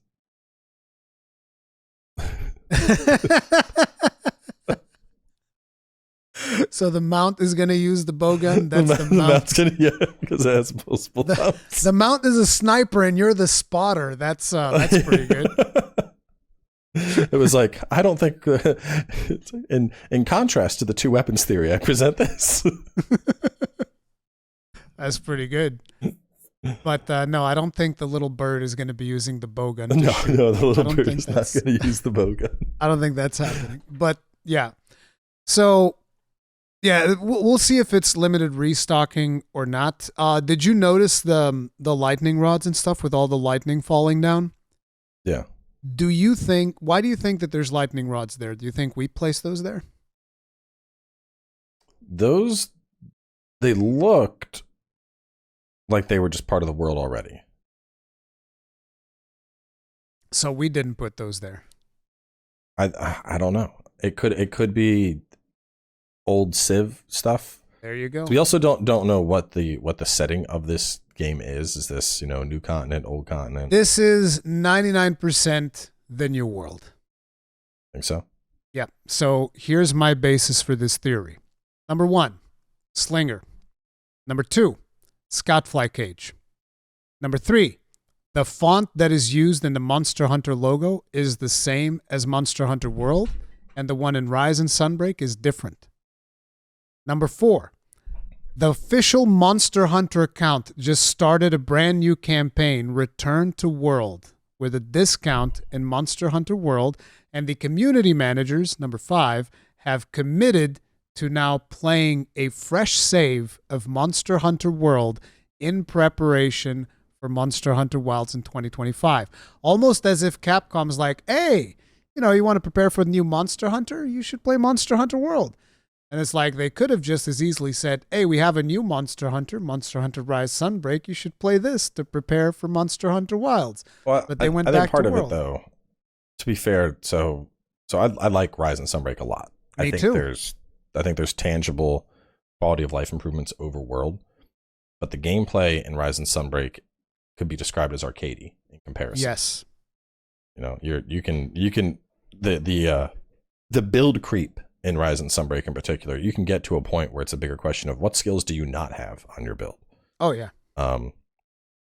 And so I think the hunt is very different. You can group up and boom, 2-minute speed run, blowing through monsters. Unless you're Team Darkside, you're not pulling off 2-minute speed runs on endgame monsters in World. No. Yeah, Worldborn.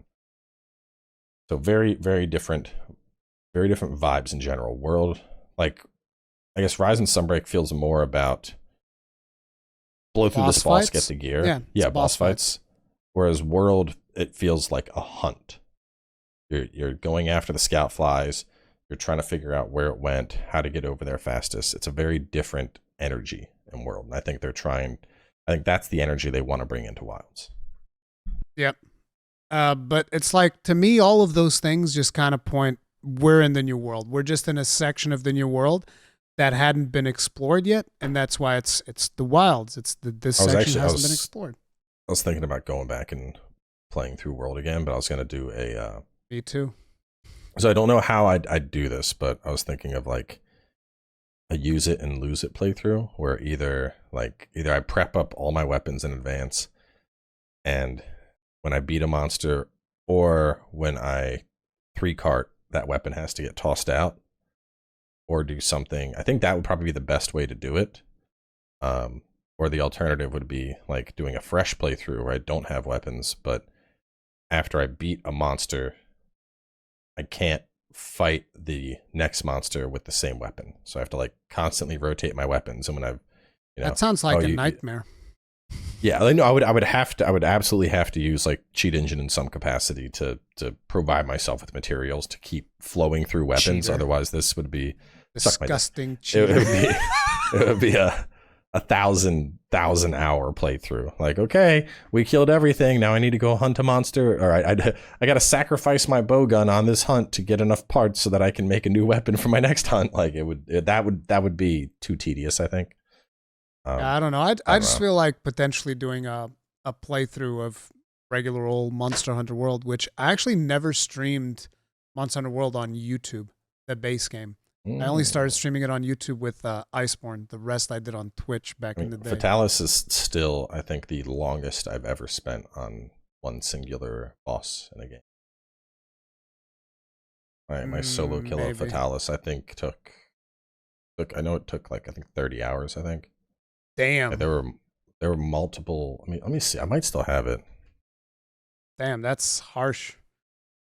Let me see. So you did Extreme Oath faster than Fatalis? You probably got a group with a bunch of bow gunners and beat the crap out of him. I always try to solo. You can't solo Extreme. I mean, you can, but good luck with that. No, Extreme Oath was Extreme Oath. Extreme. Oh, Behemoth? Yeah. But the extreme version of Behemoth. No, I didn't. Well, hang on. I have one. You didn't do Extreme Oath? Ooh. I think I did. I don't know. Ooh. All right. So okay. It wasn't 30 hours. I have 2 7-hour streams, and Fatalis has been defeated was the name of the second stream, and that was at 7 hours and 40 minutes. So it took about 14 hours fighting Fatalis to beat him solo. Yeah, beating Fatalis solo was no joke. Like, I had to come up with... I was committed to that. My first Fatalis solo kill was like this really gimmicky fight that I did, where basically I would start the hunt and I would have like the the thing that gives you when you die, you gain more Fortitude. damage and stuff. Yeah, fortitude. So I had that, and I would go into the fight with what was it? I think it was a great sword. It was a great sword, but in that build I also had heavy artillery. So I'd go in there, play all the cannons, right? Unload all the cannons on him. Then the moment that the proper fight would start, I unload on him with the greatsword. I never heal. I do greatsword until I die. The moment I die, I load up the clutch cannon. You remember the clutch cannon? Yeah, there was a lot of shit. I might be longer. I'm looking. I had 2 Fatalis streams, and then I had Fatalis solo attempt stream. Yeah. I think I might have killed him with others. And then, anyway. But anyway, yeah. So the clutch cannon was basically you'd get a heavy bow gun with wyvern snipe, and then you'd clutch claw onto the monster's face, and you'd fire instantly. And what that does is just like a big boom, and then your character gets launched off, and then you clutch the head again, and you do it again. So that's what I did. So first thing, cannons, greatsword until you die. Second thing, go in there, clutch claw until you die, clutch cannon until you die, and then I'd swap the sword and shield, and that's when you actually start the fight. And I remember I had an optimized start to the fight. After practicing enough, I got to where like the first 2 minutes of the fight, you could open up. You went in, you like put on ghillie, place some things, put on your other mantle, drew him on over, slammed him into the barrels, and then jumped on. It was I don't know the math. Yeah. The video is titled 8,000 damage in 2 minutes. That was like the opening of the fight was just 8,000 damage directly to his face. And I probably did something like that with all of my shenanigans. But yeah, and then by the end of the fight, I remember that the clock was ticking and I was about to lose. The first time that I solo killed him, I was about to lose. And at the end of the fight, I'm literally just like, just die! Just like mashing A. Yeah. Like my dude just flailing wildly with the sword and shield. I'm just die! I had like 30-something seconds left before he died. It was super, before I would lose. It was super close. Super close. It was insane. But yeah, that was a fantastic fight. But yeah, like I said, I think that this is the new world. Those are the reasons why. Now, another thing that somebody actually brought up was somebody brought this up in my comment section. What if instead of a hub you had an airship? A mobile base. That would be cool. So you can like call it at any time. That would be really interesting. Not call it, but you'd be able to like place it. And then I started expanding. Or you could do like you fire a flare into the air and then like kind of almost towards your location. Yeah, but it should still take time because I want it to be a meaningful thing. Because like imagine you could potentially choose where the ship goes before you start the hunt. And then you can ask it to adjust if you want to. But the idea is you place it ahead of the hunt so that then you have, some place that you can kind of retreat to when you need to and whatnot. And there's mechanics that you can put around that. But I just think it'd be interesting if you had an airship that you could kind of like use. But then I started expanding on that idea and I was like, what if you could upgrade it and you could customize it? The same way that in Monster Hunter World Iceborne, you customize like your player housing. In this one, you would customize like a whole hub, which is your airship. How crazy would that be? I would be very down with an airship. Assuming I would want the flare idea. Like you call it and it'll be like, airship will arrive in 5 minutes or something. What if you could do airstrikes from it? That would be going a bit far. Call it an airstrike. Target acquired. Drop the Dragonators. Like those Dragonators that we have in Sunbreak, the one that just like shoots into Geismagorm and then explodes. I don't know. I just let my imagination run away with that one. But yeah, those are my thoughts. One of the things that kind of like confused me at the beginning of the video was hands down the theme. I actually watched the video from Davi Vosk earlier today because like the theme has a lot of like sci-fi stuff to it at the beginning, right? Yeah. It starts kind of like this in Wilds. You don't remember? I don't think I didn't get a sci-fi feel at all. You need to rewatch that trailer, dude. It's like 100%. From the music, yeah, 100%. Not even just the music, but the logo letters appearing, same thing. Maybe I'm reading too much into it, but Davi Vosk, the music professional, said the exact same thing.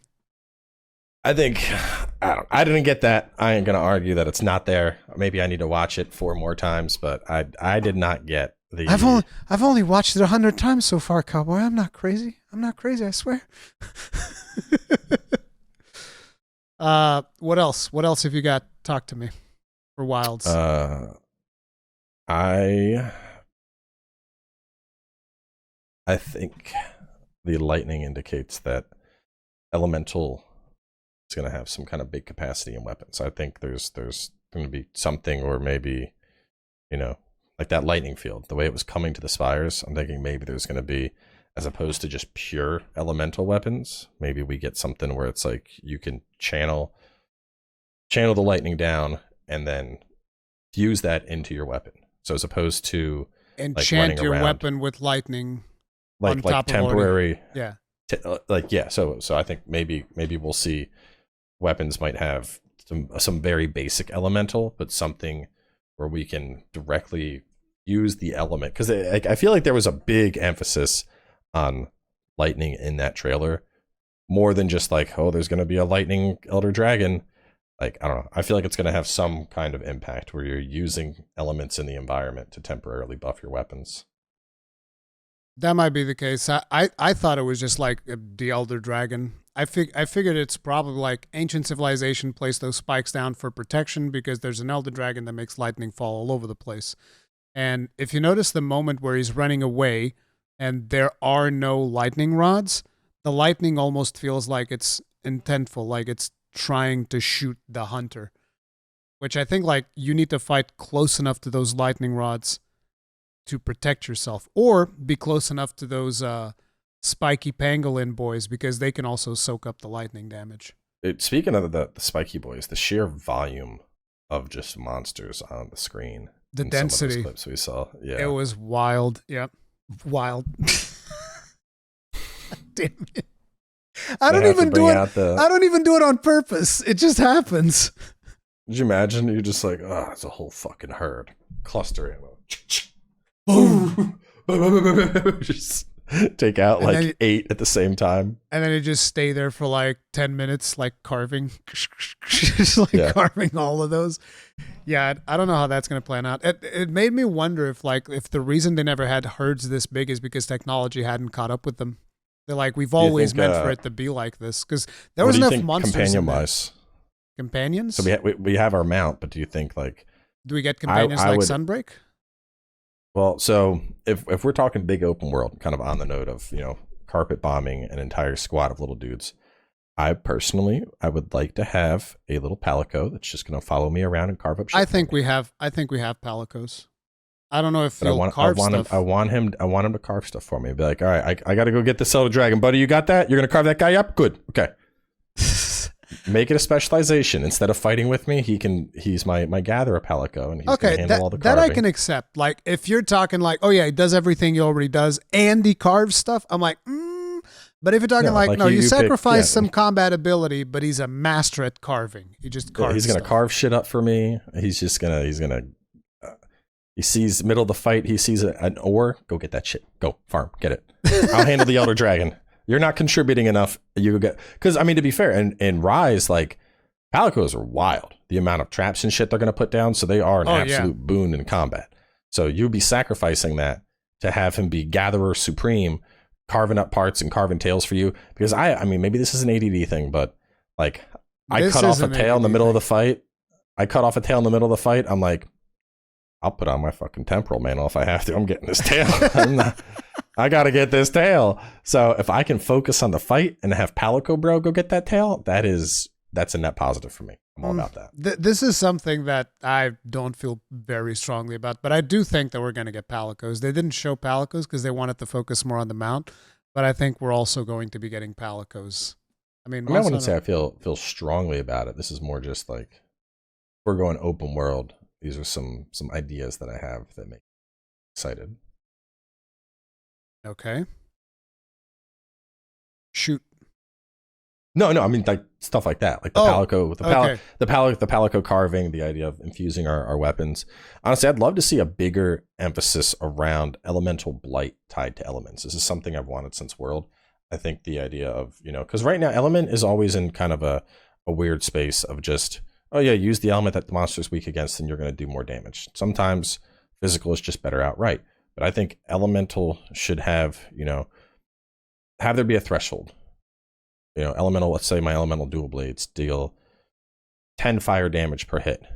When I hit 2,000 fire damage built up, I automatically trigger Fire Blight.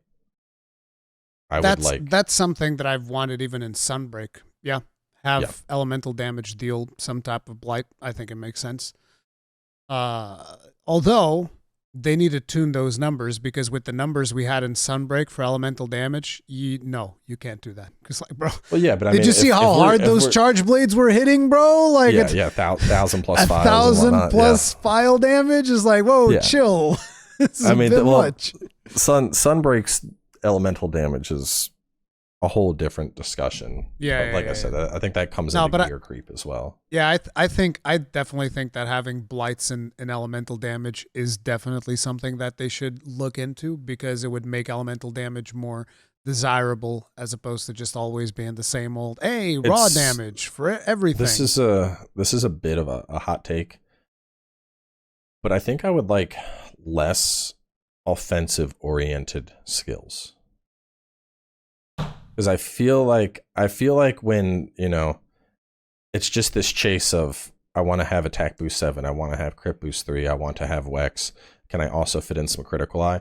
I'd much rather focus skills around stuff that's going to assist me in unique situations, like say windproof or tremor proof, stuff like that, or earplugs, instead of feeling compelled to constantly chase after the attack stuff. And I know you don't have to, but I feel, but more attacks, me hit harder, me go more attacks. That's the way my Unga Bunga brain is working when I see attack skills. Yeah, no, I completely agree. Like, if you think about the way that they did it in Remnant 2, for instance, when you're talking about the perks that you can, not perks, the traits that you can get in that game, none of the traits technically affect damage. This was very purposeful, because if you had traits that affect the damage, everybody would just put the damage traits and never touch the other ones. So what the team did is like, no, none of these traits deals damage. It's just like, if you want a trait, this is going to be some type of utility that is going to help you in some situations, going to synergize with your build in a certain way. And I think that makes sense. And I think in Monster Hunter what we need, and this is actually something that I spoke with Ratatosker as well, is that we need defensive skills to be more meaningful, which means we probably need monsters to hit hard enough that, it's not even about hitting hard. It's about being aggressive enough to the point where you can't not be hit. Yeah. Almost. There just needs to be a reason for you to take defensive skills. Yeah, and it's not that I dislike attack skills. I like situational attack skills, like stuff like Repeat Offender, Resentment, like, oh, you're going to play with health missing, you get an attack boost. You're able to constantly keep up pressure on the monster and not let off. You're going to build a compounding crit boost. But just the idea of the flat boosts, your attack boost, your Wex, your crit boost. It is too much, I agree. Yeah, they feel like starters, to where, non-negotiable, you're playing World, oh, you got to have CB3, Wex 3, AB4. That's your baseline. And once you have those, then you can consider everything else for your build. But if you're not getting the free 50% crit and then the 4 attack boost to give you a 5% raw attack boost, you're just missing out on free damage. I don't like that feel where it's like, can you just ignore all that and go defensive? Sure. But you're obviously missing out by not grabbing these 3 skills. Yep. I agree. I think that's a big thing that they need to do to kind of like give value to other skills, because there's too many skills that get absolutely shredded. Now, I have while we're on the subject of skills, what do you think about the current state of flinch free? In which game? Sunbreak. Not even flinch free. They had that other skill that they added later that is just like nothing touches you. I think it's already weird that it feels like you have to have it just to stop being fucking tripped by longswords. I think we're at a point where just make it so your weapons don't trip other people.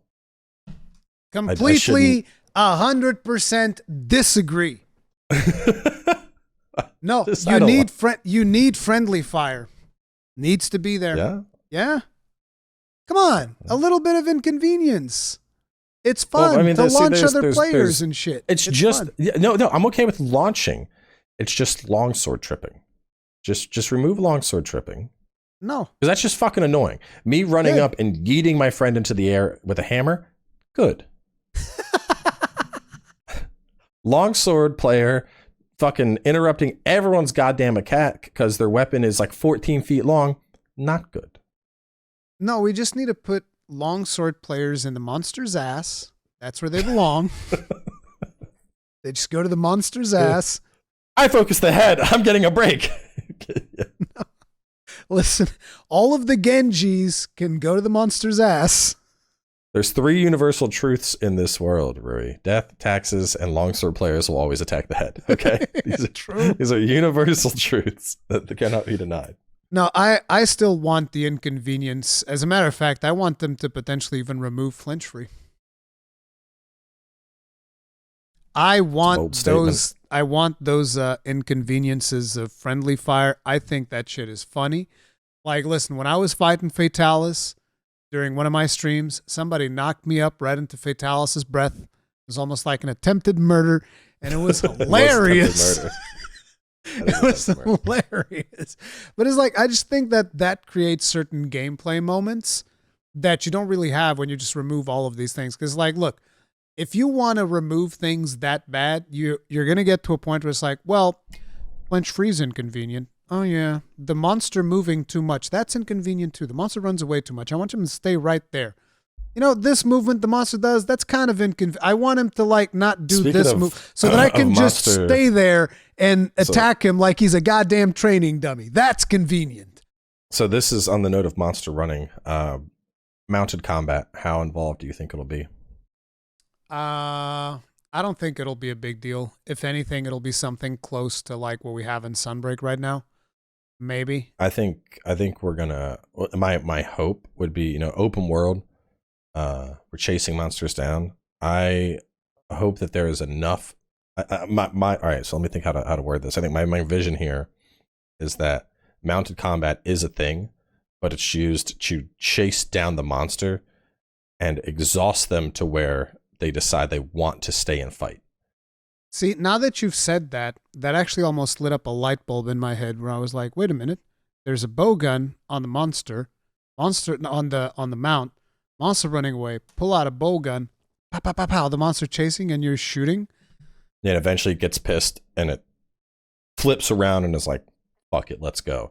And then you swap back to your weapon or keep your bow gun and jump out and start fighting. I like that idea. Like when the monster's running, you having a chase component. Yeah. Yeah. Cause world, we got into this thing where fight the monster, do the chase, fight the monster, do the chase. I want to have something dynamic in that chase where monster starts running and we, it could still be drive-bys with the, you know, Elden Ring style mounted combat. Yeah. Drive by and I'm dragging my greatsword and swinging it. I want to be able to. And what if you can do slinger while mounted? Yeah, that too. I want to be able to assault the monster on my mount as it is in motion and do enough damage to where the monster says, I'm not running. I want to stay here and fight. Yeah. Yeah, I was not exhaustion in the sense of like, you know, you have exhausted it, now you get free damage. Exhaustion in the sense of it's no longer worth running. This monster is going to fight. Yeah, it's a corner beast. Yeah, it's instead of, you know, I'm going to run 3 more minutes until we get to this nice big open area, and that's where I'm going to fight you. I don't want that again. Yeah, I was just thinking, like, for instance, you're chasing after the monster, your character just like leans over, picks up something off the ground, loads it into the slinger, starts yeeting it at him. And then when the monster turns around, like trying to, you slide by, slash him in the face, something like that. Yeah, that is cool. I would also like leaping off my mount and then grappling onto the monster, Dragon's Dogma style, to repeatedly stab it until it finally slows and shakes me off and decides to fight. That would also be acceptable. Yeah, I can see that being a thing. I mean, you can already do leaping attacks off of Palamutes, and you could do leaping attacks off of the Tail Riders in Monster Hunter World. Yeah. So like, but I want leaping. I want leaping and grappling. I want to be able to grab onto the fucker. So you don't even want like traditional mounting damage style where there's a chance of you grabbing. You're like, no, I jump off and I'm just like grabbing instantly. So you know how I you know guess how I like guess you'd need to have some situations where you couldn't do that because otherwise it can become so really you know overpowered. yeah, you know how the clutch claw you could like Yeah, get onto its face and you would do a unique attack with like your great sword or whatever. yeah. Something similar to that, but monster's running. I leap off my mount. I land on it. I jump over to the face, start charging up with the great sword. Boom! Hit it with like a big uppercut, or just put up. Boom! Plunge the sword into its face. Monster tumbles to There the just ground. needs to Fight be starts. some type of a cooldown on something like that. Like, say for instance, you'd get the same cooldown as a Wyvern ride in Sunbreak, and then that would Yeah. be balanced, which is about like every 5 minutes you can pull off something like that. I think Well, that'd be I think cool. it would be an internal timer in the monster where you can only knock it down with that, every 5 minutes or so, or while it's running. That way, if you're just knocking it down and abusing it in a fight, monster starts running, it's not going to be staggerable. It's just going Doesn't to do keep running. anything. Yeah. Yeah. What do you think about skill swaps? I want those back. Okay, so again, there's two different things. You're talking skill swaps or scroll swaps. Skill swaps. I So want to be switch able skills to before the hunt. Yes. before the hunt. Switch skills. Yes. Okay. For that, I am. Scroll swaps, not so much. Scroll swaps feels that's an arcadey. That's a Yeah. rise break feature. Switch skills. I love those because it gives you something to look forward to while you're progressing Well, through the game. it Like, also oh, gives I you, got you know, this. I got don't this new move unlocked. This is great. And like I don't want to do the TCS playstyle of greatsword. I want to do the other playstyle of greatsword. That freedom, yes, all about it. Yep. I'm switch skills. I hope they become a staple. 100%. Switch skills is a ton of fun, and that is something that I would most definitely want back. Yep. I do want some of the attacks we had in Rise and Sunbreak, some of the more unique abilities. I don't think we need to have it how we had it in Rise and Sunbreak, where you can just like I'm gonna ramp up into the air and then dive back down with my switch axe like 4 times in a row.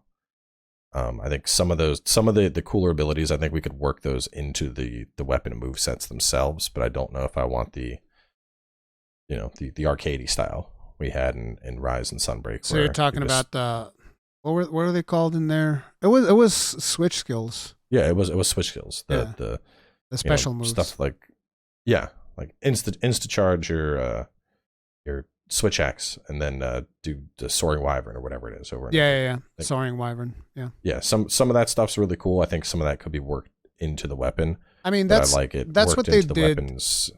That's what they did in World from GU, where in GU you had all of these hunter arts. In World, they're just like, okay, some of these cool hunter arts, they just become part of the base move set of the weapon. I want more of that stuff fused into the weapon move set as opposed to here's your special ability. Your special move. Yeah. I think that's probably what they'll end up doing. Special moves is more like of the next monster hunter that'll do probably, I would expect. Yeah. Something more akin to what we've done with Rise and Sunbreak. Yeah. Crossplay and cross progression. Oh God, please. I don't know if I have the best of news when it comes to that. They still haven't mastered that in Exoprimal. It's got crossplay matchmaking. It does not have cross progression. It doesn't even have crossplay party. I don't know if it has it right now. I know the team was working on it, but I don't know if it has it already or not. I mean, I have a Steam Deck, so I'm playing on PC regardless, and then I can play. I'd probably play this on time Steam I'm Deck also playing via on PC. Streaming. I'll probably play via streaming. I have a feeling this game is going to cook the Steam Deck trying to run. But playing via stream could always work. But I mean, I don't know, man. I have an Xbox that I keep in my bedroom for bedtime games. I'd love to just be able to wrap up, go to my Xbox, do a little foraging and shit before I go to sleep. I have big thoughts around that. Honestly, I feel this will never happen, but I feel like once you buy a game, you should be able to just play it wherever you want. Dude, you know that I've thought about that. I bought Diablo 4. I have a license for Diablo 4. Great. If I want to play it on my PS5, my Switch, my Xbox, my PC, it doesn't matter. I thought about that I think 10 years ago. I remember thinking about that where I was like, why can't they just be where I buy one game and I just have that game on all platforms? Isn't that especially considering that in a technical sense, you don't really own the games. Like Yeah, if people exactly. actually You own read a through the license for it. EULAs, you own a license to play. Even if you have the physical version, sure, you own that disc, but the agreement that you have is that you have a license to play that game. So it's like, if you're going to give me a license, at least give me a license to play it on any platform that I choose. I think that makes sense. Yeah. But I don't think that's ever going to happen. But you did just make me realize one thing. I could set up my laptop in my room now, and I could remote play stuff from Steam, which is something that I experimented with. Even though I don't have a Steam Deck, I have a laptop, and laptops can also remote play from Steam, as it turns out. Dude, you got to get yourself a Steam Deck. I don't know, dude. I don't know about that. I don't know. Listen, I already spent way too much money on a computer. I'm not going to be spending way too much money on a Steam Deck immediately afterwards. Okay? It is what it is. But yeah, that's pretty much all I got with Wilds. You got anything else you want to bring up? Searching the depths of my mind. 2025 is still a ways off. That's one of the complaints that I've gotten from people. People were like, "Oh my god, it's so far away." And I'm like, "Let them cook. I got plenty of games to play." We got anyways. Dragon's Dogma coming up. Y'all will be fine. Yeah, dude, by the way, listen, I got to bring this up. Listen, can we pour one out for Ziostorm, dude? What happened?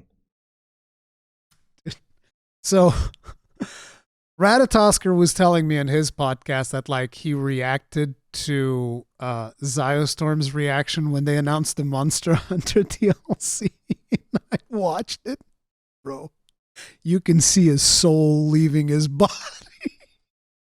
I mean, but it didn't look like it was going to be Elden Ring or anything. Yeah, that's the reason, because it was the last announcement. So he was hoping the last announcement was going to be Elden Ring DLC. And when it wasn't, he's like, "Oh no, it's Monster Hunter." He was so disappointed. I thought they might have like an encore announcement. Like, I know we said we're wrapping up, but we have one more coming your way. I'm genuinely surprised we didn't see a Shadow. Yeah, I'm surprised we didn't see it either. But like 2 years for a DLC, like, bro, I get it. Let them cook. It's from stuff. Let them cook, bro. 2 years. It's gonna be a whole ass new game soon. It might be. Hey, I'm fine with that. Listen, any scenario works for me. It's either going to be a really big DLC or a new game. I'm fine with both. This works. Yeah. I just thought it was funny because then what I watched was Ratatosker's. It's just him laughing his ass off. While Ziostorm goes, I was like, listen, this is what pushed Ziostorm over the edge. He's a serial killer now. That's it. I remember watching the trailer, and at first I'm like, one person riding dinosaur looking thing, monsters. I'm like, what the fuck is this? And then I see what looks like a great sword, and I'm like, is this Monster Hunter? Could this be? Is this actually, like, I figured Elden Ring was happening. I did not think we were actually going to get a Monster Hunter. Yeah, it's the same thing for me. I was expecting Monster Hunter. I was expecting Elden Ring. I was not expecting Monster Hunter, but hey, I'm just happy that at the very least we're not getting Elden Ring DLC in that tight-ass first quarter of 2024, which is absolutely insane. Hang on, I put together some dates. So, dude, I've got the dates right here for the stuff that I care about. Like, I got January 18th, Prince of Persia, 26th, Like a Dragon, February 1st, Grand Blue, 13th, Banishers, 16th, Skull and Bones, February 29th, Rebirth, March 22nd, Dragon's Dogma and Rise of the Ronin, and April 23rd, Kenzera. Sometime during Q1, we get a early access for No Rest for the Wicked, and then we have FF16 DLC. Is that early access? That was March 1st that they said. I don't know if that's early access or the gem. Early access or early access PC. Oh, you got to get me some context with those dudes. I want to play that game when that comes out. It does look. It does. I'm into that. But yeah, so that's Monster Hunter Wilds. Pour one out for Ziostorm. And I guess we can go degenerate mode because you wanted to talk about World of Warcraft. I just want to say that announcement that I saw earlier today, like, look, I've been playing Season of Discovery. And first, let me just say something. Season of Disappointment is more like it. Why? I'm curious. Why? You didn't like it? Rogues got cucked, bro. You think rogues got cucked? Bro, try playing a cucked. warrior. You want to talk about the most miserable leveling experience of my life? I played a warrior. I played one back when it wasn't called Classic, when it was just called World of Warcraft. Me too! I have already experienced. I've been in your shoes. It was miserable back then, and it's miserable now. So why'd you do it again? You brought it upon yourself. Stupid. I'm so dumb. Dude, listen, I'm doing quests like... I was so... Go ahead. Hey, let me say why rogues are fucked. I was so excited for Season of Discovery. Rogue tanking, this sounds badass. I was getting all my buddies together. My one's like, I want to play a rogue. I was like, I think I'm going to do rogue. He's like, all right, I'll do priest, or I'll do mage then. Mage has heals now. I'm like, dope. My other friend's like, I'm going to do shaman. Shaman sounds fucking craziness. I'm like, let's go. We had the 3-man crew. We're rolling out. Everyone's going along. We're getting through the starter quest. We're finding runes left and right. My buddy's like, yo, I can start healing now. He's like level 13. Maybe earlier. Maybe level 11. I'm like, dude, this is cool. So we're questing. The mage is healing. I'm attacking. And I'm like, yeah, I'm still looking for my tank rune. My shaman buddy. Hey, I got my tank rune. We can go do RFC. I'm like, that's cool. All right. Yeah, I'll come along. I'll do good damage. Let's go. Hey, someone figured out where to find the rogue tank rune. Where is it? Oh, you know all those boxes we've been picking up? Yeah, you got to grind honored rep. What? What? You mean the RNG boxes that I find in the world that I can only carry fucking one at a time on me? I need to grind rep. Everyone else out there having fun doing their new roles. Rogue, I hope you like DPSing, but don't worry. Next cycle, you'll really enjoy being a tank. Fuck that. Oh, you want the other? I had somebody try telling me, well, rogues can tank before that. No, the fuck they can't. That rune is what enables our threat generation. Yeah, that rune is what gives us a taunt. Without those, hey guys, I'm a rogue tank. Do you have your taunt? No. What's your threat gen look like? I do good damage. Well, yeah, that ain't gonna fucking fly, chief. I mean, was it you that also told me that their AoE threat generation sucked? Because somebody told me that too. So I don't know. Well, that's the whole separate fundamental problem. Is in classic WoW, combo points are not stored on the rogue; they're stored per target. And if you switch targets, you lose combo points. So if I'm tanking something and I'm getting up my combo points on it, and an ad comes along and I need to tab over to target it, and then I tab back to the main target, my combo points are gone. And then my main tank ability, the main gauche, that's like your main go-to increase your parry generation, that one is behind the ratchet quest chain, where it's like, go get the turbochargers, go get 20 fish oil, go get black iron things. And the turbochargers, those are engineering, which I was leveling up. But even then, the raw mats to make those, they go for roughly 70 silver on the auction house, and you're going to need about 25 of them to get the drop rate. So I have a rep grind to get the room that enables tanking, and to get the primary ability I use as a tank, my primary spender, I have roughly a 25 gold barrier of entry. I already have like almost 9 gold, so I'm doing okay. I can front you some of the money if you were playing Alliance. Well, it's too bad. I mean, you go once you're. So the thing is, once you're 25, you're gonna make gold. You'll make gold. Yeah. But it's the fact that what kills me is that by level 13, everyone else is already trying out their new roles and having fun. Not the Warlocks. The Shaman's tanking. Well, yeah, the Warlocks were also getting fucked alongside of us. And what did Blizzard do? You know what? We're gonna hot fix this so y'all don't have to worry about BFD. You can get those mobs outside of BFD. They're still going to have to grind up to level to get that ability to tank. But, I mean, dude, the fact that they put the rogue... Because everyone else's rune that's behind that is, like, just something that'll be cool for your class. Hey, look. It's not a fundamental rune. Let me just tell you something, okay? At least y'all can still level and have fun, okay? I've gotten, like, 3 runes that I found organically. One of them's Victory Rush, which doesn't heal fuck all, so it sucks. The other one lets me use Thunderclap in defensive stance. Thanks. And then the other one, what did it do? I don't know. It was like some bullshit attack that didn't deal any damage to begin with. And then I also got like the Devastate rune. And I was like, wow, this is great. It's so good. My leveling experience, bro, it's great. Like, here's the thing, because I didn't remember what it was like to play a warrior back in the day. And so I was thinking to myself, oh man, I don't want to deal with mana problems. Like, imagine like being out of mana. I'll just play a warrior. Warrior's got rage, and this is going to be fine. So basically what I have is I just never have any rage. So I am dealing with mana problems just in reverse. And here's the thing. I got a rune that says, oh, every enemy that you make bleed generates like 3 rage. And I was like, oh, this is going to be great. Bro, I can have 5 enemies in front of me. I'll bleed each and every one of them, and I'm still fucking rage starved. It's ridiculous. The thing that I forgot about Classic going back and playing is just how piss poor your chance to hit is. Yeah. Build up 5 combo points, eviscerate, miss, parry, miss, dodged. I'm like, the fuck? Listen, as a warrior, the quests that I'm doing always have to be about 3 levels below my level. Okay? Yeah, I dropped, I straight gave up on Classic, uninstalled it, went back to retail, been having a blast. I don't know if I'm going to be able to keep it up. I think I'm almost at level 18, but it's just so imagine what it's like, right? I'm level 17. I go fight a level 17 mob. There's a 50-50 chance I'm going to die.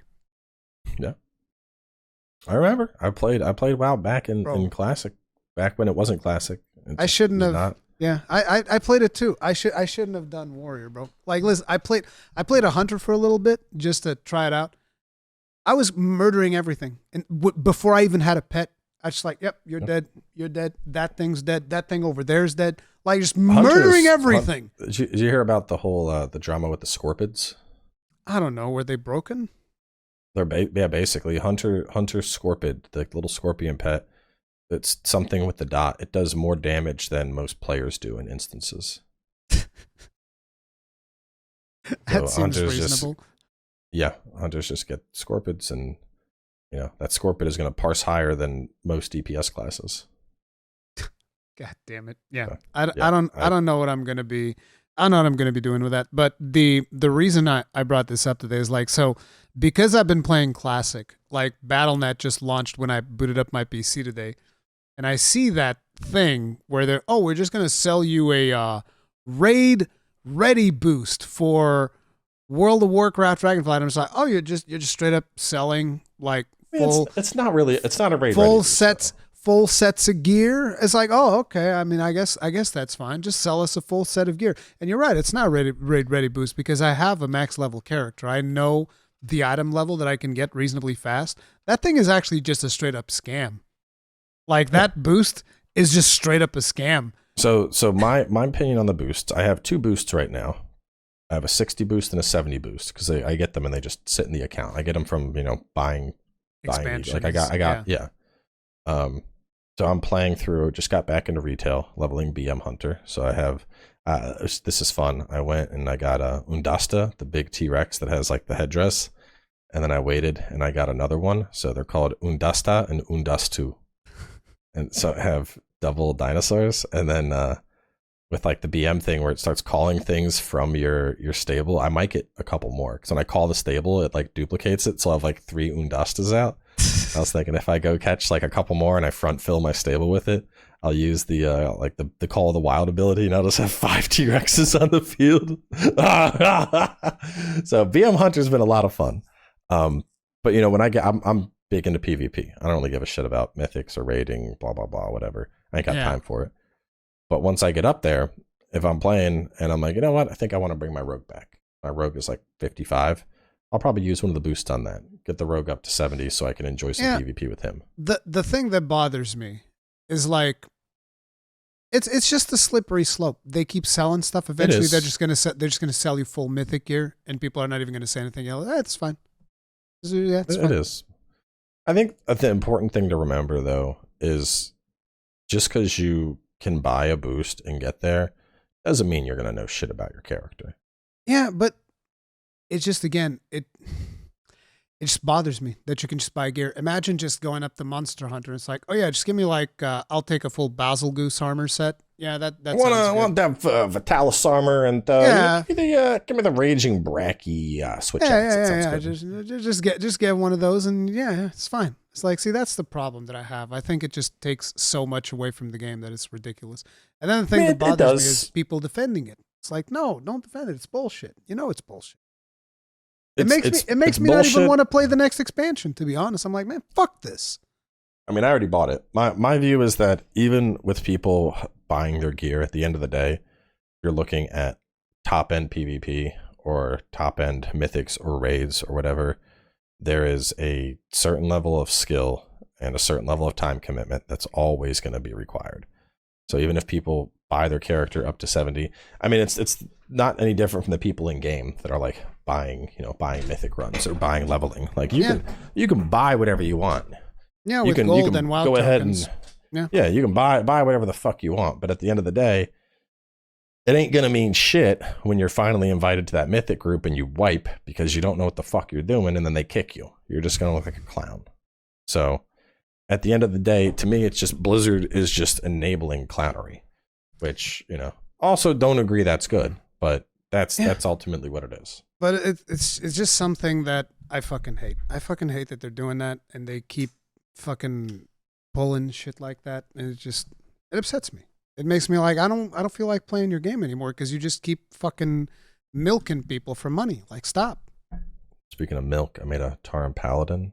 His name is Mulair. I saw it. Mulair. Yeah. I was gonna make a female Tauren and name her Moomy Milkers, but the name was taken. I'm not surprised. Yeah. I'm not surprised that Moomy Milkers was taken somehow. It would have been good though. But Mulair is also pretty good. Like Mulair a lot. Mulair is all right. So I can't believe that. So basically I mentioned World of Warcraft in passing in a podcast. That's all it took? Threw you off the edge? Well, no, I was already looking into Season of Discovery, and then I was talking to a bunch of buddies, and they were like, "Yeah, we're gonna do it," and so we had all. So are your friends now in retail as well, or are they still in Discovery? One of them is doing retail with me because he's a PvP guy, so we're gonna do some 2s and 3s. The other one is hate grinding Season of Discovery. He'll hop in Discord with us, and we're like, "What are you doing?" He's like, "I'm still grinding these fucking pants." He spent like 15 hours trying to get the Leader of the Fang pants to drop. Is that a dungeon drop? Yeah, it's from one of the Barons. Listening to that, you know what? I don't think I need to play World of Warcraft Classic anymore. Dude, all I'll say is I moved on to retail and I've been having so much fucking fun. Oh yeah, retail is fun. Like I've played I've played a little bit the other day. The new talent trees are super cool. I'm loving the flexibility. I'm having a blast as BM Hunter. There's more fucking pets than I can count. I'm just going around exploring, and I'm like, ooh, I had one quest. So I was playing through Shadowlands because I didn't play that expansion. Oh, you're playing the worst one. Yeah, that's great. I mean, I just wanted the story. But I had this thing, and this NPC is like, now you will die. And she sends down this like big death chimera, and I'm like, hold up. Just dismiss my pet. Tame. Drew, quest completed. I'm like, good death bird. So I'm having a lot of fun with Hunter. I got 2 T-Rexes. I got a death bird. I got like a triple-hended, like a Cerberus hound. I got some core hounds. I got this like steel wasp looking thing, a big angry rhino. I'm going to get a magma mammoth, but there's like 12 or 15 different variations. So I'm trying to find one that has like the big angry tusks. I'm just going around collecting fucking pets, basically. I mean, that's definitely one of the coolest things you can do in World of Warcraft is just collect random bullshit. You can be collecting shit until the end of your days. But, Beast Hunter, I didn't realize how insane AoE is on Beastmaster now too. Like, especially once you hit 60, you have enough perks to where you can keep your beasts just cleaving constantly. So you're like, kill command, barbed arrow, kill command, barbed arrow, kill command, beast direct, barbed arrow, kill command, barbed arrow, kill command. And I mean, it's basically like, there's like 3 or 4 buttons I'm pressing on a regular basis, but I'm just like, damage. And then I still have all the fun utility. Like a big thing with Hunter is you choose between intimidation or a high explosive trap. When I was doing early BGs, I was doing high explosive trap for the knockback. So I was doing one early. I had this Ret Paladin chasing me in Eye of the Storm. And any torture to paladins, bro. I'm a big supporter. Torture. Fuck them. I was running down the middle and grabbed the flag, and then I threw the trap just like a little off middle. So here comes the paladin chasing me on his little charger mount. Boom! The trap just blows him off the map, and I'm like, get fucked. Just keep running. I love anything that's movement displacement. I'm like, that's Dude, gonna be a fun skill. at the beginning of Dragonflight, Protection Warrior could actually hold its own significant. I don't know if they still can. I know that they've nerfed it significantly. There was a at one Protection point. Warrior doing wild damage in a dungeon earlier because of rend spread. They rend and then they do thunderclap and everything is bleeding. I don't even think it's rend. It's just like you do bleeding by crits and then it just spreads everything. So everyone, yeah.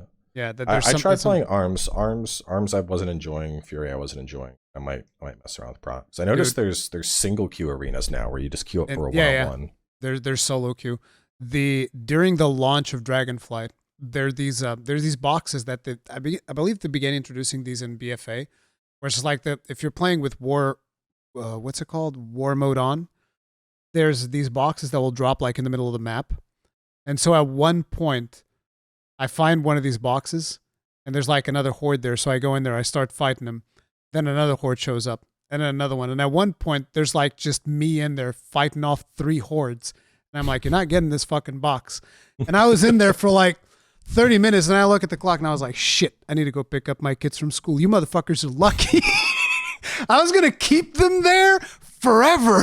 Like, I don't give a fuck. Yeah, I'm really liking BM. I'm liking a lot. I think next I'm going to do Demonology Warlock, because you just have like hordes of shit on the screen, which is fun. I'll probably get my rogue back up because Outlaw is just entertaining. Just roll the bones, shoot somebody in the face.